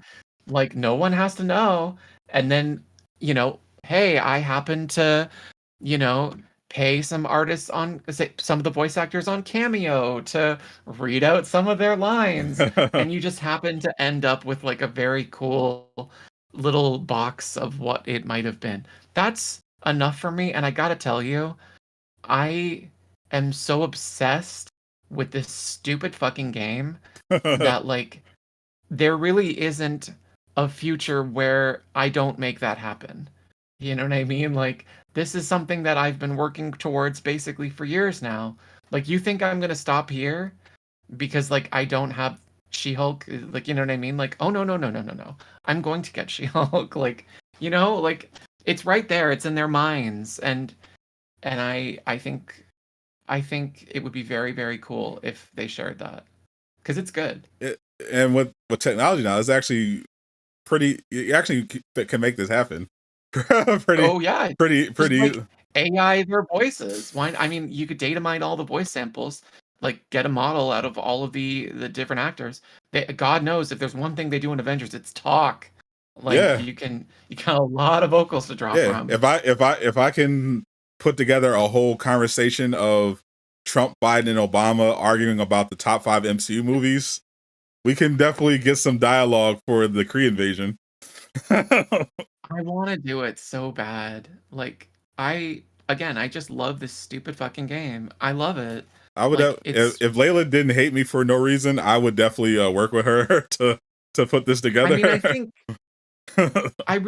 it's funny too. Like, yes, the game is dead, and like, yes, 24 hours ago, I was publicly fighting with developers by name. Yes, but like, we can move forward. Like, we're adults. Yeah. None of us actually like. I mean, except with Brian. Fuck Brian. But anybody else. we could definitely move forward. There's not many people that will dispute that. But like,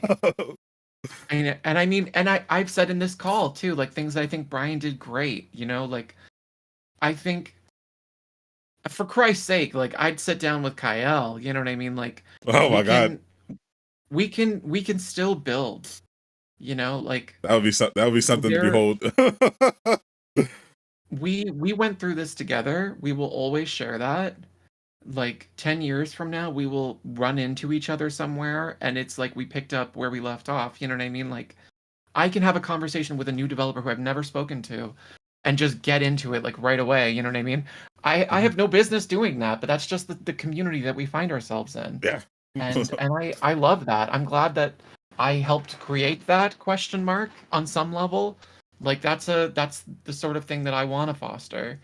And I hope that I can continue that. And if that means, like, I gotta tell you, shout out to Rocksteady, because these motherfuckers don't know what they're inheriting. Like, they are in for a surprise. What do you know? When all of the Avengers weirdos pop up. What do you know, Miller? I actually wondered why you were here, because I was hearing you might be taking your talents to Suicide Squad. No. I mean, it's a clean slate. Like, I don't get. There's probably, and I've thought about. There's definitely like people at Crystal who are very friendly with people at Rocksteady that are like, never fucking call that man. Like, you know, like I maybe. And I mean, hey, I was basically blacklisted here, and I still managed to do pretty well. So if the same thing happens there, so be it. But like I'm looking at a clean slate. Like if you want to play, and I always had this offer on the table with Crystal too. If you want to play ball, like I'll follow your rules. You know what I mean? Like if you want to, like if you're Team Miller, I'm Team Rocksteady, and whatever that means, like I'm in. I just want it to be the best that it can be. They can use your help, Miller. They can use some good PR right now. I mean, I don't know that. Like I think actually there's. I don't want to say there's like blood in the water, but I think the thing that concerns me about like Suicide Squad is like all of the conversation surrounding the delay. Like, I mean, the game hasn't even been announced, by the way. But that's my point. Like, I think to me it already speaks to like, get your hands on the wheel. Like, get those hands on the wheel, because if there's one thing Avengers has taught us is like, if you're not the one who says something, someone's gonna say it, and you're not in control of the narrative. And like, hey, I'm nobody. Like I'm out here, I'm in Canada for Christ's sake. Like I don't know shit about shit. But it's so worrying to me watching speculation run rampant and like multiple perspectives running around between different insiders. And it's like, and I get, you know, maybe the decision hasn't been made about how long the delay is. It looks like the dust has settled a little bit and the delay will remain within the scope of this year. Right. And it's like, if that's at least decided, then, you know, just acknowledge that there's like a delay at all, like without giving a date, give a quarter, like something. It just seems unfortunate that so many people are talking about Suicide Squad and that list does not include Rocksteady. You know what I mean? Like, you gotta be the one on the microphone. You have to. Yeah, especially with this community. Like we were going to war over the Suicide Squad. The Suicide Squad is still one of my most anticipated games of the year. I was looking forward to making that my new Avengers for content on my channel. I think it looks great. I'm all in. Like I was like, this looks like it's righting a lot of the mistakes of Avengers. It looks fun. The traversal looks fantastic. Big open map. I have no problem with it being a live service game. I am worried about the free DLC model. I don't think that's financially viable. I don't think that's financially viable.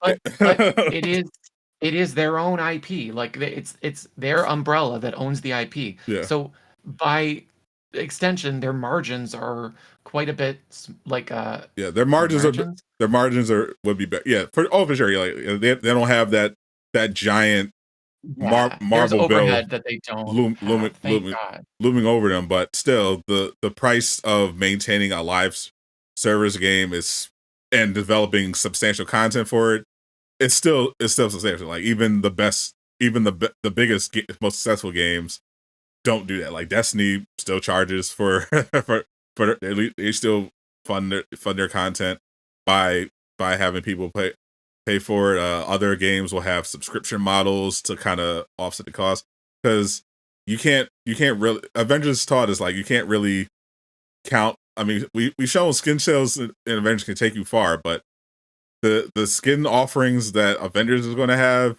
isn't going to. I don't think you're going to get that same thing out of Suicide Squad.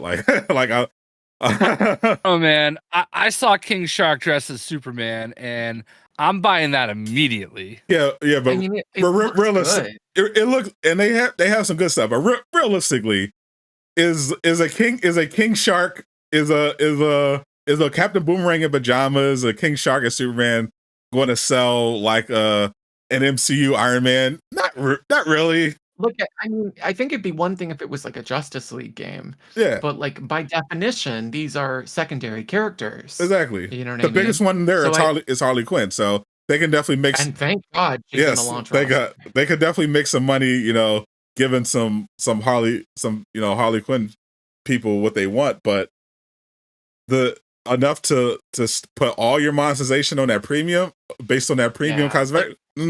That's if your plan for a game is like years of support, and you need to look at that plan and think like, okay, what if we sell 25% of the copies that we expect to? Like, can we afford to do anything? Like, is that just game over immediately? Like, you know, the plan is the years, right? So it's like, if you're really banking on like, oh, it's going to sell gangbusters. So that way, even if 10% of the people buy one thing, then we're in the green. And it's like, you're really I mean, I think if maybe they could, if word around the game was glowing, you know, and it had a great reception, but you know, it has not been received particularly well in some corners. That's not a controversial statement. It's just unfortunate reality. I mean, we can see we saw the ratios. We saw the ratios in all the YouTube videos. So, like, I mean, I love it. Looks great to me. I can't control what other people think, and I worry that their sales expectations are too high, and it's going to bite them in the ass when it comes time to actually pay for post-launch content, because I just don't think they're going to have the revenue there that they seem to expect to. Yeah, because they're fighting. Oh, go ahead, Andrew. No, I was just about to say it's probably the cause for the delay to kind of give people a bit of time to forget the Avengers scenario, because it's similar with the live service aspect. So it's like they'll be more willing to spend money after a while. You know, give it till September, November. All right, we forgot about Avengers by now. I think it's interesting. Oh, go ahead. I was just saying, like, they're fighting an uphill battle, because you got the former Avengers people who are looking for a new game to whine about, and they're already getting PTSD. Looking at it, thinking, "Oh, here we go again," you know, at any sign of trouble. Then you have the Batman shills who literally just want a new Batman game every year, where you just push two buttons the entire time. And then then you have the people who were hoping for an actual Justice League game, who feel slighted because they're fighting against the Justice League with Suicide Squad instead of actually being the Justice League or getting their own Superman game or something like that. So there's definitely going to be significant obstacles for them to hit big sales numbers, like especially now that they didn't give the best first impression. They're going to really need to rely on word of mouth here. Yeah, what I was gonna say was it's interesting the way that like a lot of companies choose to go about DLC. When I look at a game like DC Universe Online, I don't know how that game still exists at this point, because I feel like every time they put out additional content, it's not cheap. It's like a $25 expansion, or even more sometimes. And still, here we are, like 10 years later, maybe even longer. Like, that game was the reason I bought a PS3. And now here we are on PS5, and it's still going. And it's crazy to me. Like, I would love to see how like a game could pull off, like, just having like not trying to make all their money off one skin. You know what I mean? Like for everything Avengers did, like some of their skins were priced appropriately, and if you think about the MCU skins in particular, like $14 for an MCU skin seems about fair. Yeah. Especially when you compare it to a Fortnite skin, like LeBron James. When LeBron James came to Fortnite, like his pack was like $40 to get like all the LeBron stuff. Like that's a cost of like a full game in some cases. And people are gonna buy it. People are gonna pay it if the gameplay around it is good. So like I just wonder if Suicide Squad could get away with, like, instead of giving away the new characters free, what if you just charge like $5 for it? Like I look at like Marvel Heroes when a new character would come out. Like they were affordable. They were not like ridiculous. There's usually like a $20 bundle and you got a new character, you got like at least one or two outfits for them, and you got like a couple boosters and stuff. And it's like, I just would love to see Rocksteady games do stuff like that. Rocksteady themselves have a history of that with Arkham Knight. They're all that that post-launch content was affordable, pretty reasonably priced. So maybe we're gonna look at the Superman skin. It's like $5. I don't know, like for King Shark, and they're gonna be pushing them, but like they're hoping, instead of making all their money off of what, like 10 people buying the MCU skin, they're hoping like 100 people buy the cheaper skin. You know what I mean? Yeah. I don't know. It's just always tough because when you're budgeting for that, right? It's like, how much money do we put into this? What do we expect to sell? What percentage of those people do we expect to buy? And I just think that calculation for them was like wildly off based on the response to the reveal and what they said of their plans. The math just wasn't mathing. Yeah, I think after just seeing the entire just crumble of Avengers business model, you don't want to see another potentially very good game go down that same rabbit hole of just like sell your content, bro. Like it takes a lot of time, a lot of people, a lot of resources to make this content, and it's like, we get it, giving it away, that puts you in a positive light. But if that's turning the lights off in the building you're working in, it's like, who are you really helping? And it's like, I think there's a middle ground to be found. Tyler made an interesting point about minimum guarantees with these licensing games, where they get a big sum up front, regardless of how it performs. And it would definitely help Suicide Squad, since WB and DC they're all they're more Discovery. They don't have to worry about that. So that definitely puts them ahead in terms of Avengers, but it still concerns me, because especially when it comes to the actual DLC characters, because if Reverse Flash, Poison Ivy, those type of names are on the table for DLC characters, we could be in business here. But I don't think they are, because of the nature of what we've seen for Suicide Squad when it comes to the combat. Because no one wants to see the Reverse Flash running around with an Uzi or a shotgun like this. This is Fortnite. So it's gonna. You never know. Like they could really switch up the mechanics for like tertiary characters. That's what I'm. Like, I mean, that's what I'm worried about. Like, did they design their combat to accommodate that sort of thing, or did they design it specifically to only function as kind of this traversal shooter? Is what, like you think about like Smash Brothers, right? And you've got like characters, the bulk of them that really sort of fit that mold, you know, that yes, they have like elements of their IP there, but they, you know, you pick up a Smash Bros character and you know what you're getting into. Yeah. And then you have like the crazy ones that like, oh, like the Dragon Quest character that like has like a spell menu and like can do all this ridiculous stuff. And like what's another example? Like the Minecraft character that has the whole block mechanic on top of everything else. Like I would love to see that approach to the DLC characters, like if they really want to pick out their ones. And I think that'd be a great way to keep it fresh. Absolutely. Because I would love Deathstroke. That's going to be a popular pick, and he would easily fit in with what they've shown so far. But you know, being able to switch it up with a Poison Ivy or Reverse Flash, that would be huge. I would love it. Or Bizarro. Like, how about Bizarro? People they want a Superman game. Like, imagine if they announce a Bizarro DLC and you're just flying around with Bizarro. A whole bunch of, like, that'd be crazy. Possibilities are endless. I'm excited for it. I just hope everything works out. You know what I mean? Because I think that has that possibility.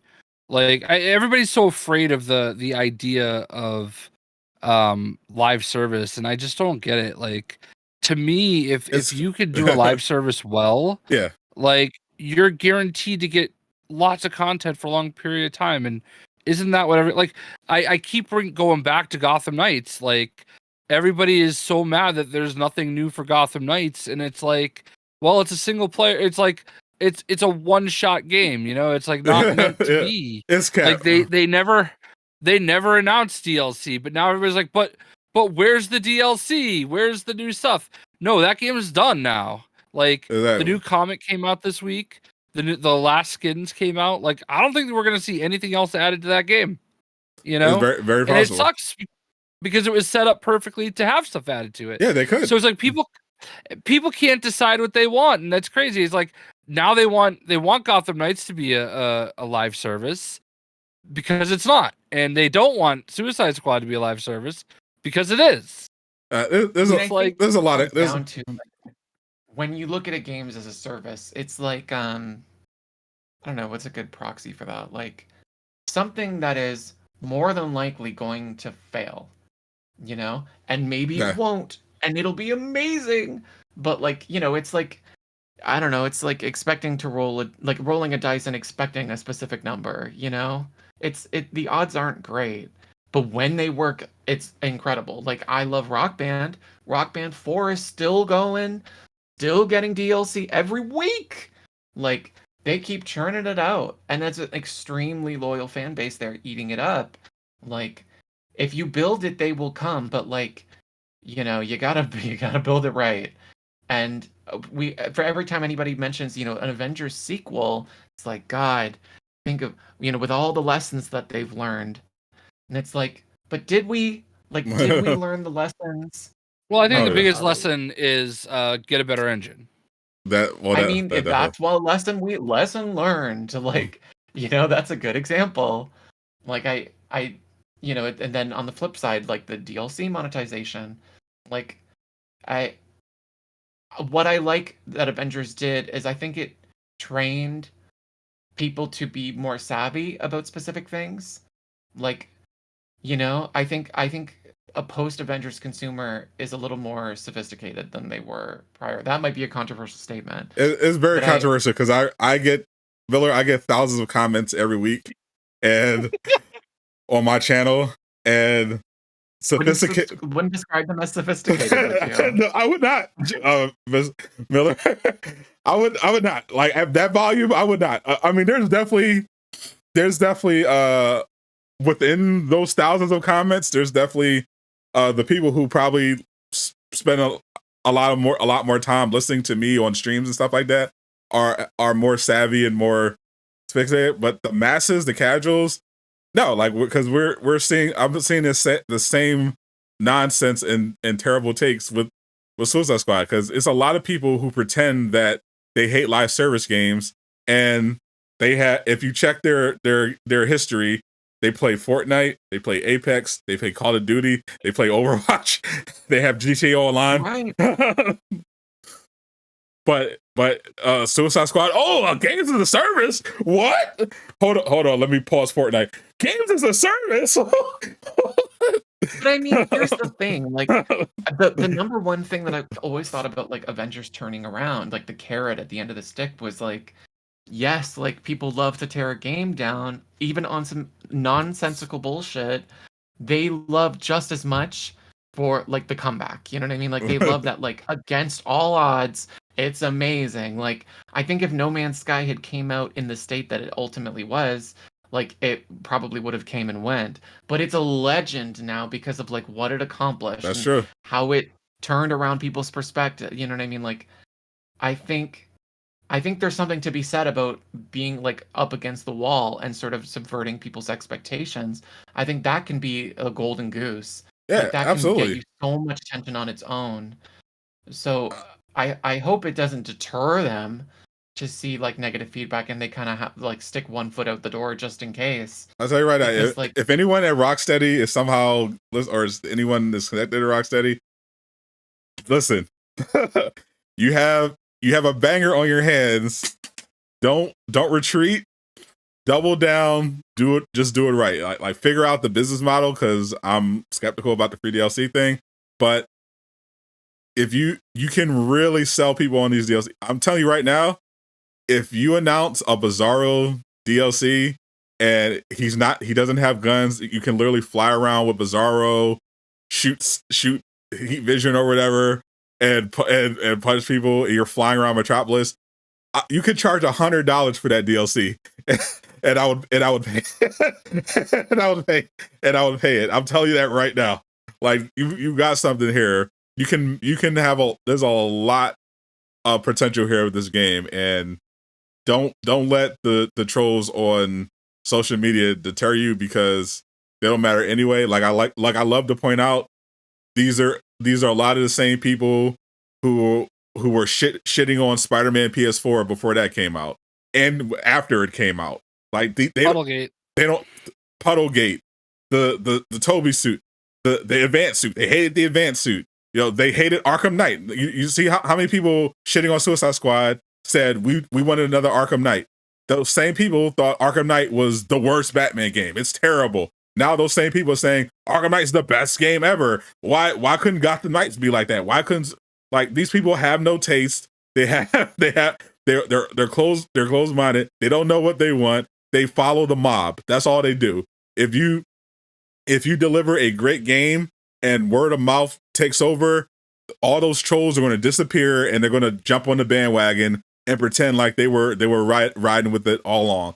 That's how it happens every time. All those people are saying the advanced suit was ugly, Spider-Man PS4 was going to flop. Now they're just dick riding Insomniac like, oh, the advanced suit is the best suit ever made. The Spider-Man PS4 is a classic. We like all that. Like they're irrelevant in the grand scheme of things. They are sheep in the worst sense of the word. So as long as the game is actually good, you'll be fine with the public perception. Yeah, I think they should take the same approach as WB does when it comes to casting for Batman, like in the movies. When they initially announced that casting, no matter who it is, you go back to every single Batman casting, live action, all the way back to Michael Keaton. People were like, what the hell are you doing? How is this going to work? This makes no sense. Movie comes out. This is the best thing ever. You know, Christian Bale, Ben Affleck. To be fair, they were right about Pattinson. To be fair, they were right about George Clooney. beat me to the Clooney joke.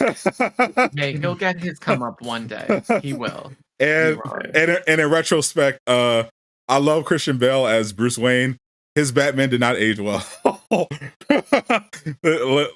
not big on that. I wasn't big on it when it was out. I enjoyed it, mainly because I love the movie overall, but in retrospect, like rewatching it, the suit, the combat scenes, the actual fight scenes were pretty bad, and that voice. I mean, even at the time, that voice was, "Where's she? Where's the sugar? If they squeezed him into the new Flash movie somehow, that would do bangers, bro. Like, people would lose their minds just off of that. Just off of the.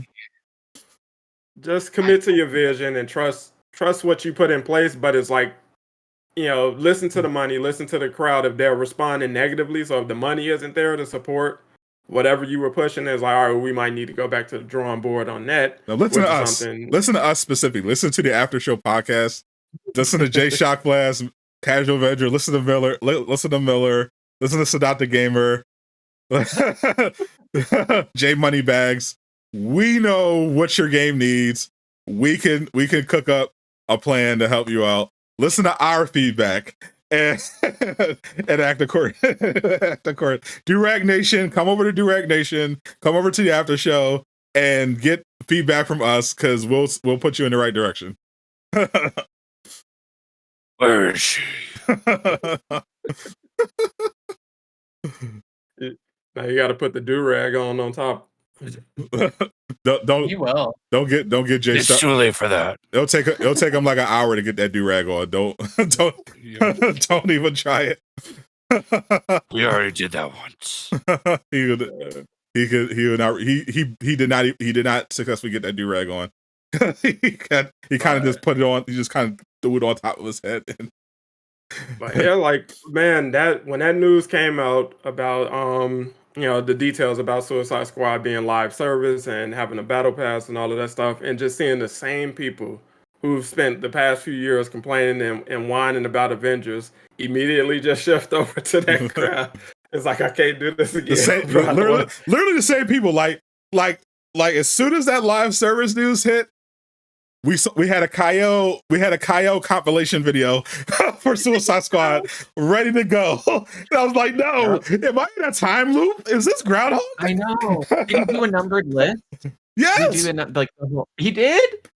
He's got. What was it? Because it's always like I don't know, like 2 archers, 1 bad game. I didn't watch the partridge. I watched the full thing, but his whole thing was like ugly Harley Quinn, live service, woke devs, point popping pimples, with the targeting on the on the robots and stuff. Yeah, the usual. I'm like, here we go. Yeah, we're in a time loop. Like we went from one superhero live service game right to the next one, and we're seeing the same people come over. I'm playing it. They're attacking Jay Shockblast for being a shill. Kyle is making hate videos about it. We're in the exact same. We're about to do the exact. Miller's going to start dropping leaks. Honestly, we're going to be right. We're going to be right back. We're going to be right back like we never left. Honestly, that sounds like a dream come true. Am I crazy? Am I insane? It's like you're having a great dream. You're like, I don't want to wake up. Like, I don't want to wake up. Like, I mean, honestly, assuming WB doesn't is more chill and doesn't like nuke people's channels when they drop Miller leaks, I want to run it back. Can I tell you, like, data mining and like building those relationships and like getting stories and chasing that shit down, it is hard. It is hard. I want to go legit. I just want to You just want to be I want to play ball. Just want to do the little. I want to do a little video. Like, oh, here's the news. Like, this is what they said in their press release, just verbatim. Oh, Villa going okay, legit. bye. See, is it? You're gonna be a game. You're gonna be a games journalist. I mean, it's just like it's just hard doing other. I want to take a break. Can I just experience this from everybody else's perspective this time around? You've earned. We need another Miller. You've earned somebody else. Let me tell you a little something, folks. WB is not going to be the one to mess with. Oh, definitely. They will nuke your channel. They were nuking people over that screenshot for sure. That's why I didn't post it. there was something I forgot what it was, but like very early. They showed off Avengers behind closed doors at was it E3? It was like a year before the reveal. They showed off gameplay. Or no, it was when they revealed the A-Day like cinematic stuff. They had other gameplay behind closed doors. And somebody recorded that like on their phone and was like sharing it online. And they went after them hard for that. Like, yeah, I think after a while they just stopped caring. Yeah. Well, that's what happens when they say don't do it, and you do it anyway. Yeah, see, I play by the rules. I'm a law-abiding citizen. I'm not sure if I'm a fan of shill Batman. I want Rebel Batman that encourages degeneracy. But I will happily not cover leaks because I talked about the stuff without posting the photo. But yeah, honestly, if we can run this back, obviously I would want Suicide Squad the game to be much better than how Avengers turned out. And there's definitely, the way it looks right now, it definitely could be. But yeah, we can have the community come back together. We have Miller doing content, but legit and getting and not being hated by the devs. And I'm doing my live streams and my build videos, and Casual is Jay's doing everything. I'll say this because I'm really afraid that somebody might be listening. So I'll say this. Like, the developers never disliked me. Like, I have great relationships with people who made Avengers. Some of those people are staunchly leak averse that like hate the practice. And we have a great relationship despite what I do. Because their take on it from the inside was like, the machine is hurting us. Like the marketing is hurting us. The community management is hurting us. There's like almost factions. You know what I mean? Like it's not going that well. So it's like, I see positivity where you are, so do your thing. You know what I mean? Like, I mean, the call was coming from inside the house. Like, I didn't, literally. Like I was getting it from somewhere.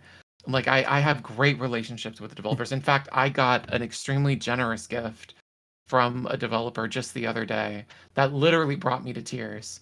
And I will die before I say what it was, but it meant so much more to me than any like, being in like a tweet. I know, like getting a retweet. I know, you know what I mean? Like, I know what it was. It was Quake concept art. Oh my god! Can you imagine? But honestly, though, it was so touching. Like, I just want to make it clear. Like, I do have a moral compass. Like, I'm not doing it to just be like crazy chaotic and just like get clicks however I can get them. Like, I just wanted the community to be in the best place that it was. And there was a ton of misinformation floating around that I had the answers to. And I just felt the need to correct the record. And I can do that in any number of capacities. I'm gonna be Team Miller, and I would love for other people to be Team Miller too. Absolutely. Perhaps Rocksteady. Absolutely. I'm down for whatever. My analytics are popping off. I got like 15 million impressions in the last 28 days. I'm doing good. My analytics are also popping off. So if there's going to be a Suicide Squad creator program, definitely send me an invite. I've sent off a couple of very kind DMs with some analytic information, and I'm reaching out to people, and I just want to build a relationship however we can. I don't expect everybody to play ball with Miller. Absolutely. I've made enemies. It is what it is. Very true. No hurt feelings. Like, I get it. I get it. I'm excited to play it, frankly. I think it looks great. Same. I'm definitely looking forward to playing it. I'm not going to show for any game, but but if there's issues, I'll obviously point them out. But I have no trouble given going in good faith and giving Rocksteady the benefit of the doubt. They've done a lot for the industry, and this is a game I'm looking forward to. So if I get on it, I'm glad. I hope it comes out this year. I'm sad that I'm not going to get it during my birthday month, from what we could tell. But whatever, if it does come out this year, I will definitely be right there. whether I get early access or not, I'm definitely looking forward to adding Suicide Squad to rotation because I definitely crossplay. I miss it. Crossplay. All 4 of us right here. We can all this play. Is the gang. Yeah. Sounds good to me. Yeah, we could never do that with Avengers. We could.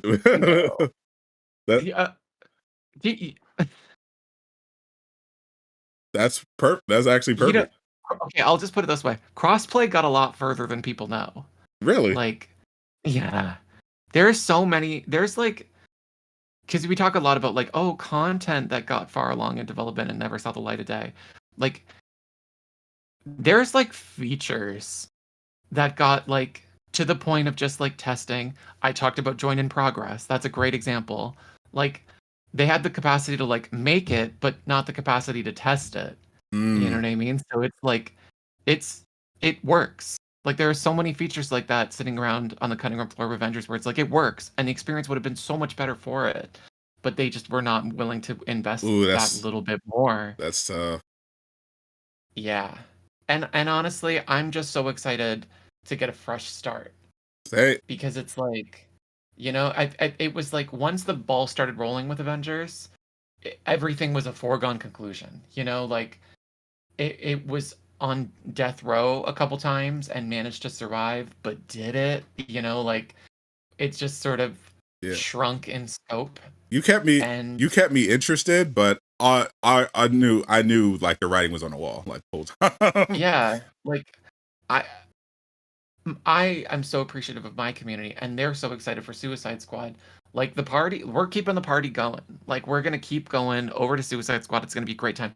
Transformers Reactivate looks great. You know, there's a lot to look forward to. Yeah, for sure. Like if we get some fun licensed live service action, crossplay. Yeah, where did they all come from? God, we got so many now. They're just popping up. Exo Primal apparently was a big hit among people. I didn't get to play it. Yeah, I didn't have a chance either. Yeah, same. But everybody said it was like fun. It looked crazy. Cool. Kind of funny that it's literally exactly what everybody's saying they don't want Suicide Squad to be, but they're raving about it. But that kind of goes back to Sadat's point, you know. Yeah, like perpetually mad. The superhero games are just judged by a different set of standards. Like because of as of right now, if you reveal a game and it's not Batman, if it's not single player Batman or single player Superman, then immediately they hate it. Immediately it's bad. I don't want it. Like or Wolverine, like if it's not one of the big characters and not a single player game, you're gonna have a bunch of weirdos that are just gonna come out and shit all over it. Like especially if the marketing for it isn't amazing. Like Guardians of the Galaxy was a successful MCU franchise, and they revealed the game, but because of the connection, the marketing and the connection to Avengers, everybody was writing it off until they actually played it and they're like, oh, actually, this is like an amazing game. And fortunately, the word of mouth picked up on that. But we're gonna see the same thing with everything. Like Gotham Knights, from the first reveal trailer, as soon as they saw that WB Games Montreal were making a game where Batman was dead, they were like, nope, I don't want it. Where's Arkham? Where's Arkham? No, they didn't want it. Same with Rocksteady. Midnight Suns.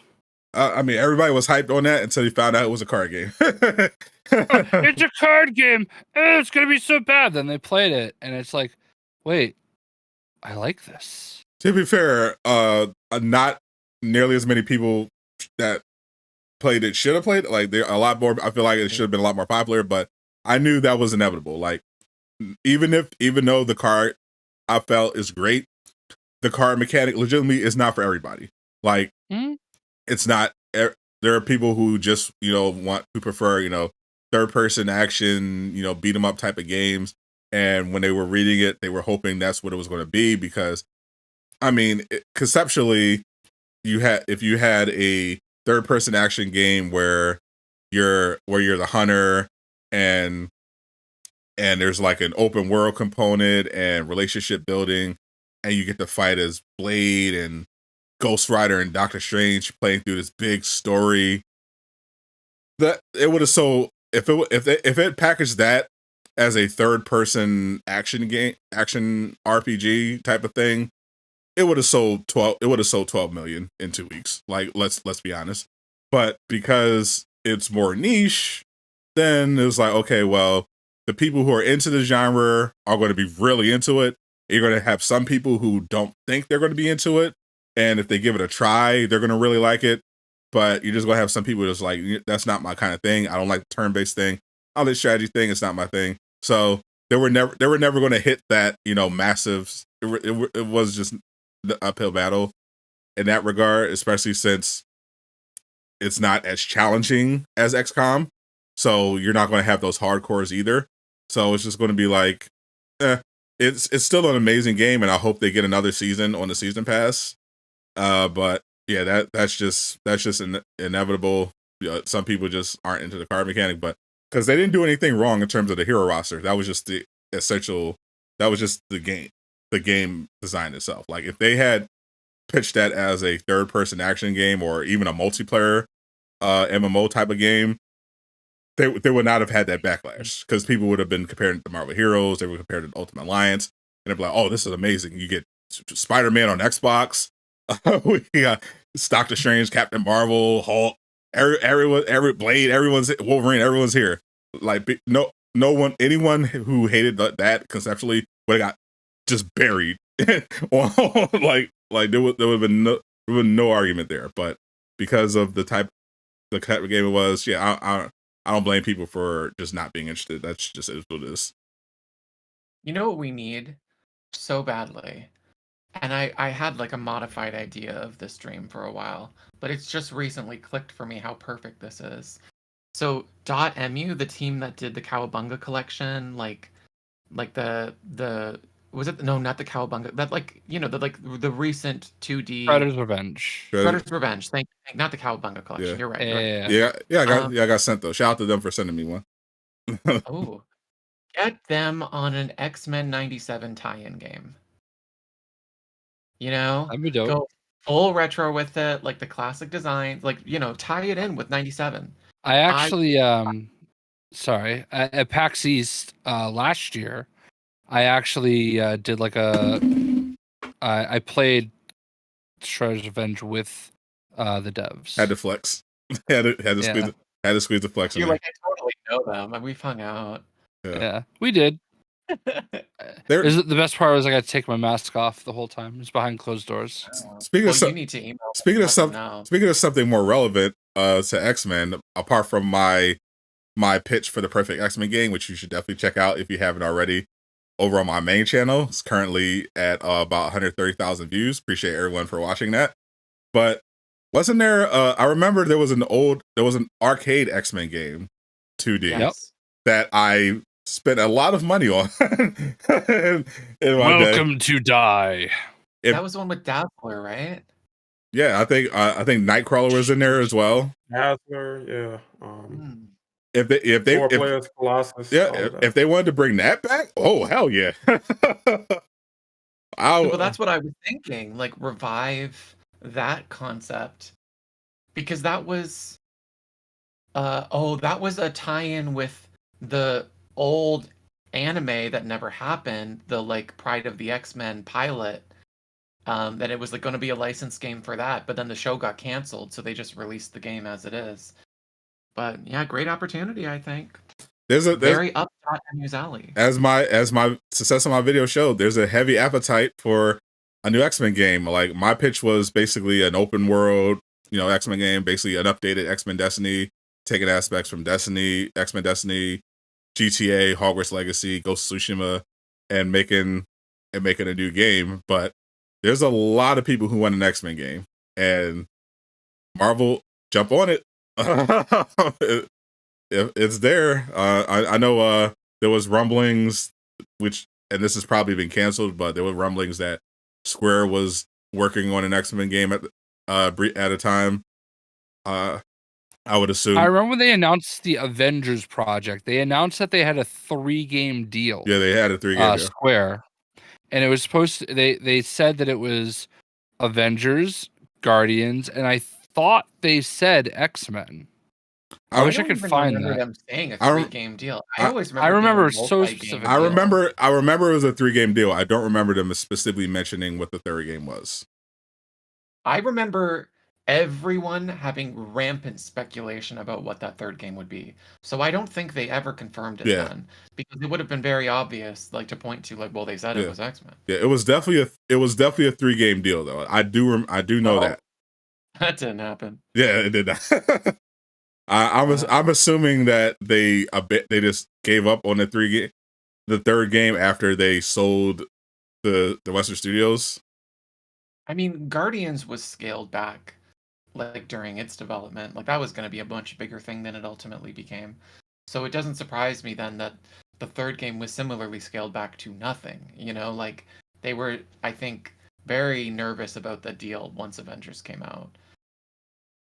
Yeah, for sure. Like, from what I heard, they weren't using a Western studio for it though. They were using a Japanese studio to make that third game.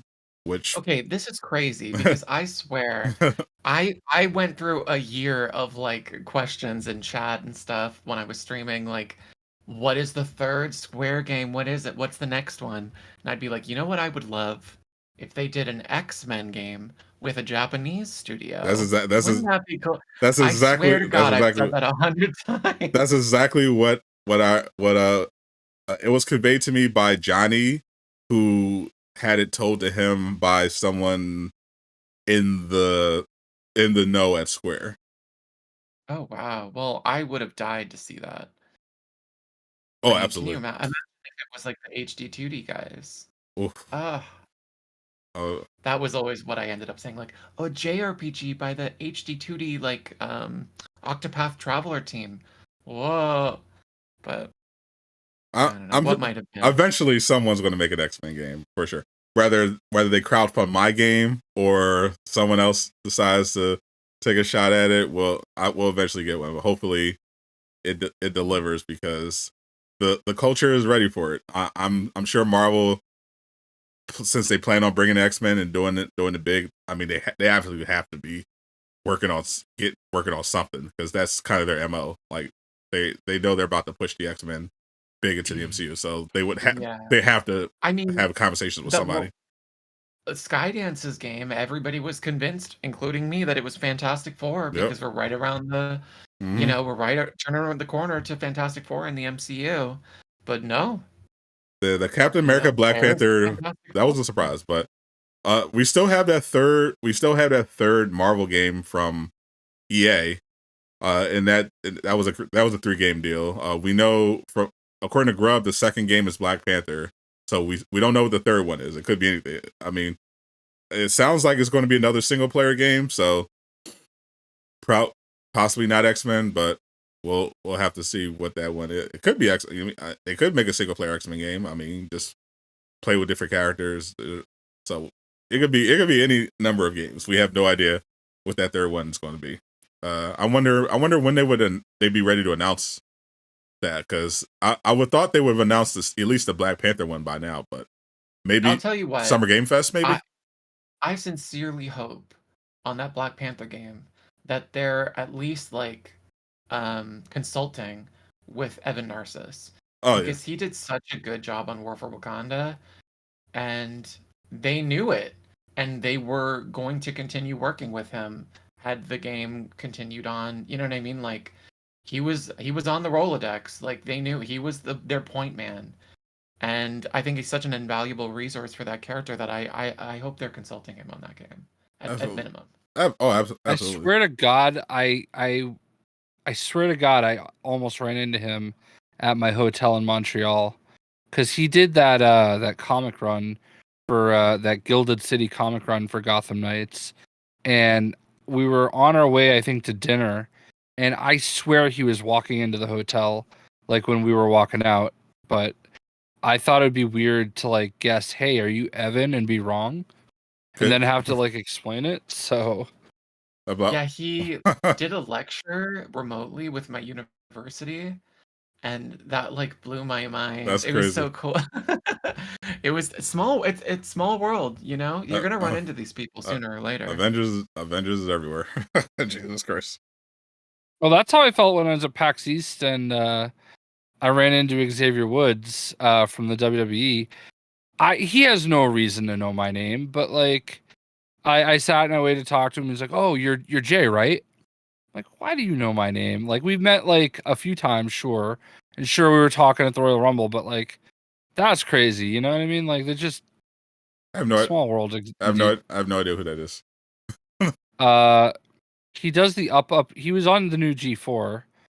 He does the up down down video game show for the WWE. Yeah, I didn't stick with the new G4. Yeah. Was that you've definitely seen him. Okay. He's a part of the New Day. Oh yeah, I don't know. I've heard of the New Day. I've heard of literally the culture. And all right, for wrestling nerds, yes. I'm not a wrestling nerd, Jay. We established this. I'm in the superhero nerd space. I'm in the anime space, the gaming space. I don't give a shit about wrestling. Like if it's not during the era of Stone Cold, The Rock, my knowledge. Oh, I'm right there with you. My knowledge is gone. I love China. China is a fucking legend. Sable, but I'm only human. Sting, ECW, Rob Van Dam, Taz. That's my lane. That's where that's when I cared about wrestling. After that, I stopped giving a shit. I don't care. I feel like you have to like turn in your do-rag if you don't at least know the New Day. Anyway, are the New Day? Are they Stone Cold level? I mean, 2 of them are world champs. No, they're not. That's what I'm saying. Like they're not. They got their own cereal. Stone Cold. Bootios. Stone Cold is iconic. The Rock, iconic. The New Day, I'm sure, are fine. They're not. I don't care. I don't need to know who they are. John Cena is another thing. John Cena is culture. Like you have to know John Cena because John Cena is culture. So I know Brock Lesnar because he crossed over in the UFC and I follow the UFC. I don't know who the New Day are. I like that Roman Reigns. Roman Reigns, I've heard of Roman Reigns. I don't. He seems cool. I'm not a fan. But I know who he is. Every time someone says a New Day, I'm like, oh yeah, those people Jay Shocklast talks about. that's who they are to me. I don't know who they are. I've not seen them. I have no idea. Sorry, Jay. I'm not. You've seen them. Sorry. Now you know how I feel, Jay. When you mix up anime characters or don't know obvious ones who are extremely popular. For That's for Bleach. All right. Well. Yeah. How about that? You want me to know who New Day is? Go watch. Oh, Jay's preparing his revenge. Go, I know that face. Go finish watching Demon Slayer, then we'll talk. we'll talk about New Day. Oh, the new season's about to start. It is, and the new season of Dr. Stone is about to start as well. Yeah, but Dr. Stone kind of don't Miller. I mean, no, I like it, but then I saw like that one little small arc that they made like a special out of to tide everybody over, and I was like, do I like this? I didn't watch this. I didn't watch the special. I'm not gonna cap. Well, you have to. It's canon. It like sets up the news. It's like an arc in and of itself. I really don't like. I really don't like watching those type. Like I didn't mind with Haiku because Haiku is just awesome, but or even Black Clover. But it's canon. It's like. It's adapting manga chapters, like between the 2 seasons. I mean, they'll probably do like a "Here's what you missed on." I'll watch it. I just that I have so much anime to catch up. I get that. Yeah. It's like I watch a lot of classic anime. I love like anime that was made 20 to 40 years ago. That's my shit. That's fair. Love it. I need to see more of it. That's fair. There's some I need to get a little more classic. My problem is like some of the classic stuff I can't get into because I'm a big animation quality kind of guy. So like if your animation is dog shit, like it's like the story has to be really really captivating, especially if it's an action oriented. That was it. Like Legend of the Galactic Heroes was that for me, where I'm like, this is frequently extremely ugly, and I'm not like big on like I've watched some ugly shows, but I'm like woof. Sometimes that was an ugly show. Yeah, but God, if it's incredible story, maybe the best ever told in the medium. Like genuinely fantastic.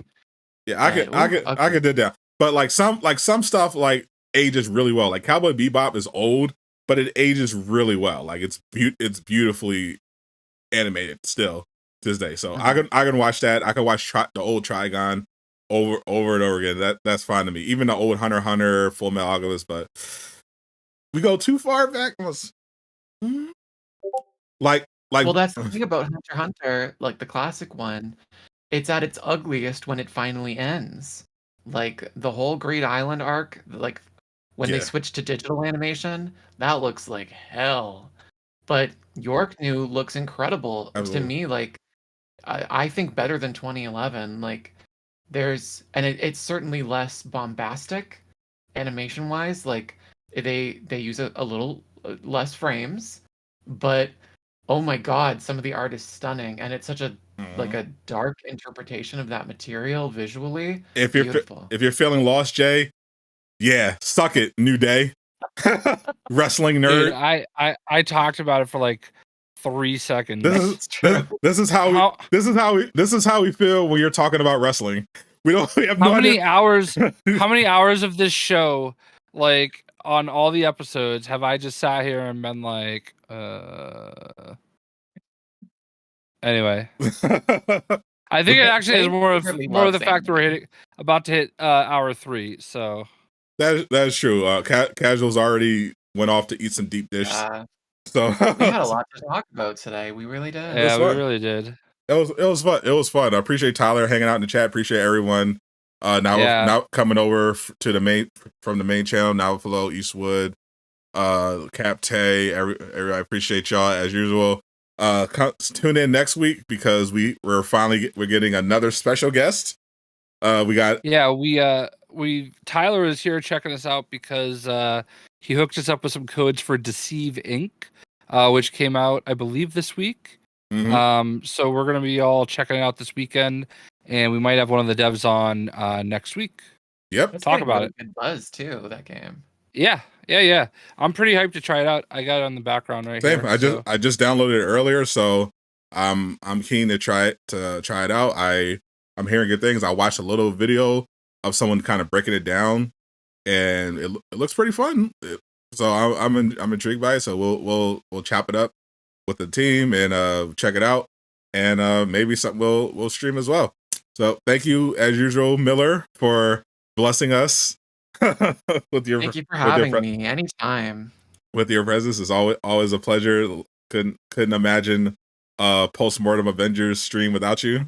So I had to reach out. We're looking forward to having more guests in the future. We're currently working on getting some people from Insomniac to talk Spider-Man 2 when they're able. There's just a lot of hoops they got to jump through because of the whole. They don't want to Tony Todd this shit. So we got it. So understandable. There's some red tape involved there, but as soon as we can get that locked down, we're gonna try to get more and more guests this year. So stay tuned for that. Casual dipped out early, but on behalf of him, and go get some deep dish pizza and enjoy yourselves. I'm Sadat the Gamer. I am Jay Shockblast. And I'm Miller. Zip it up and zip it out.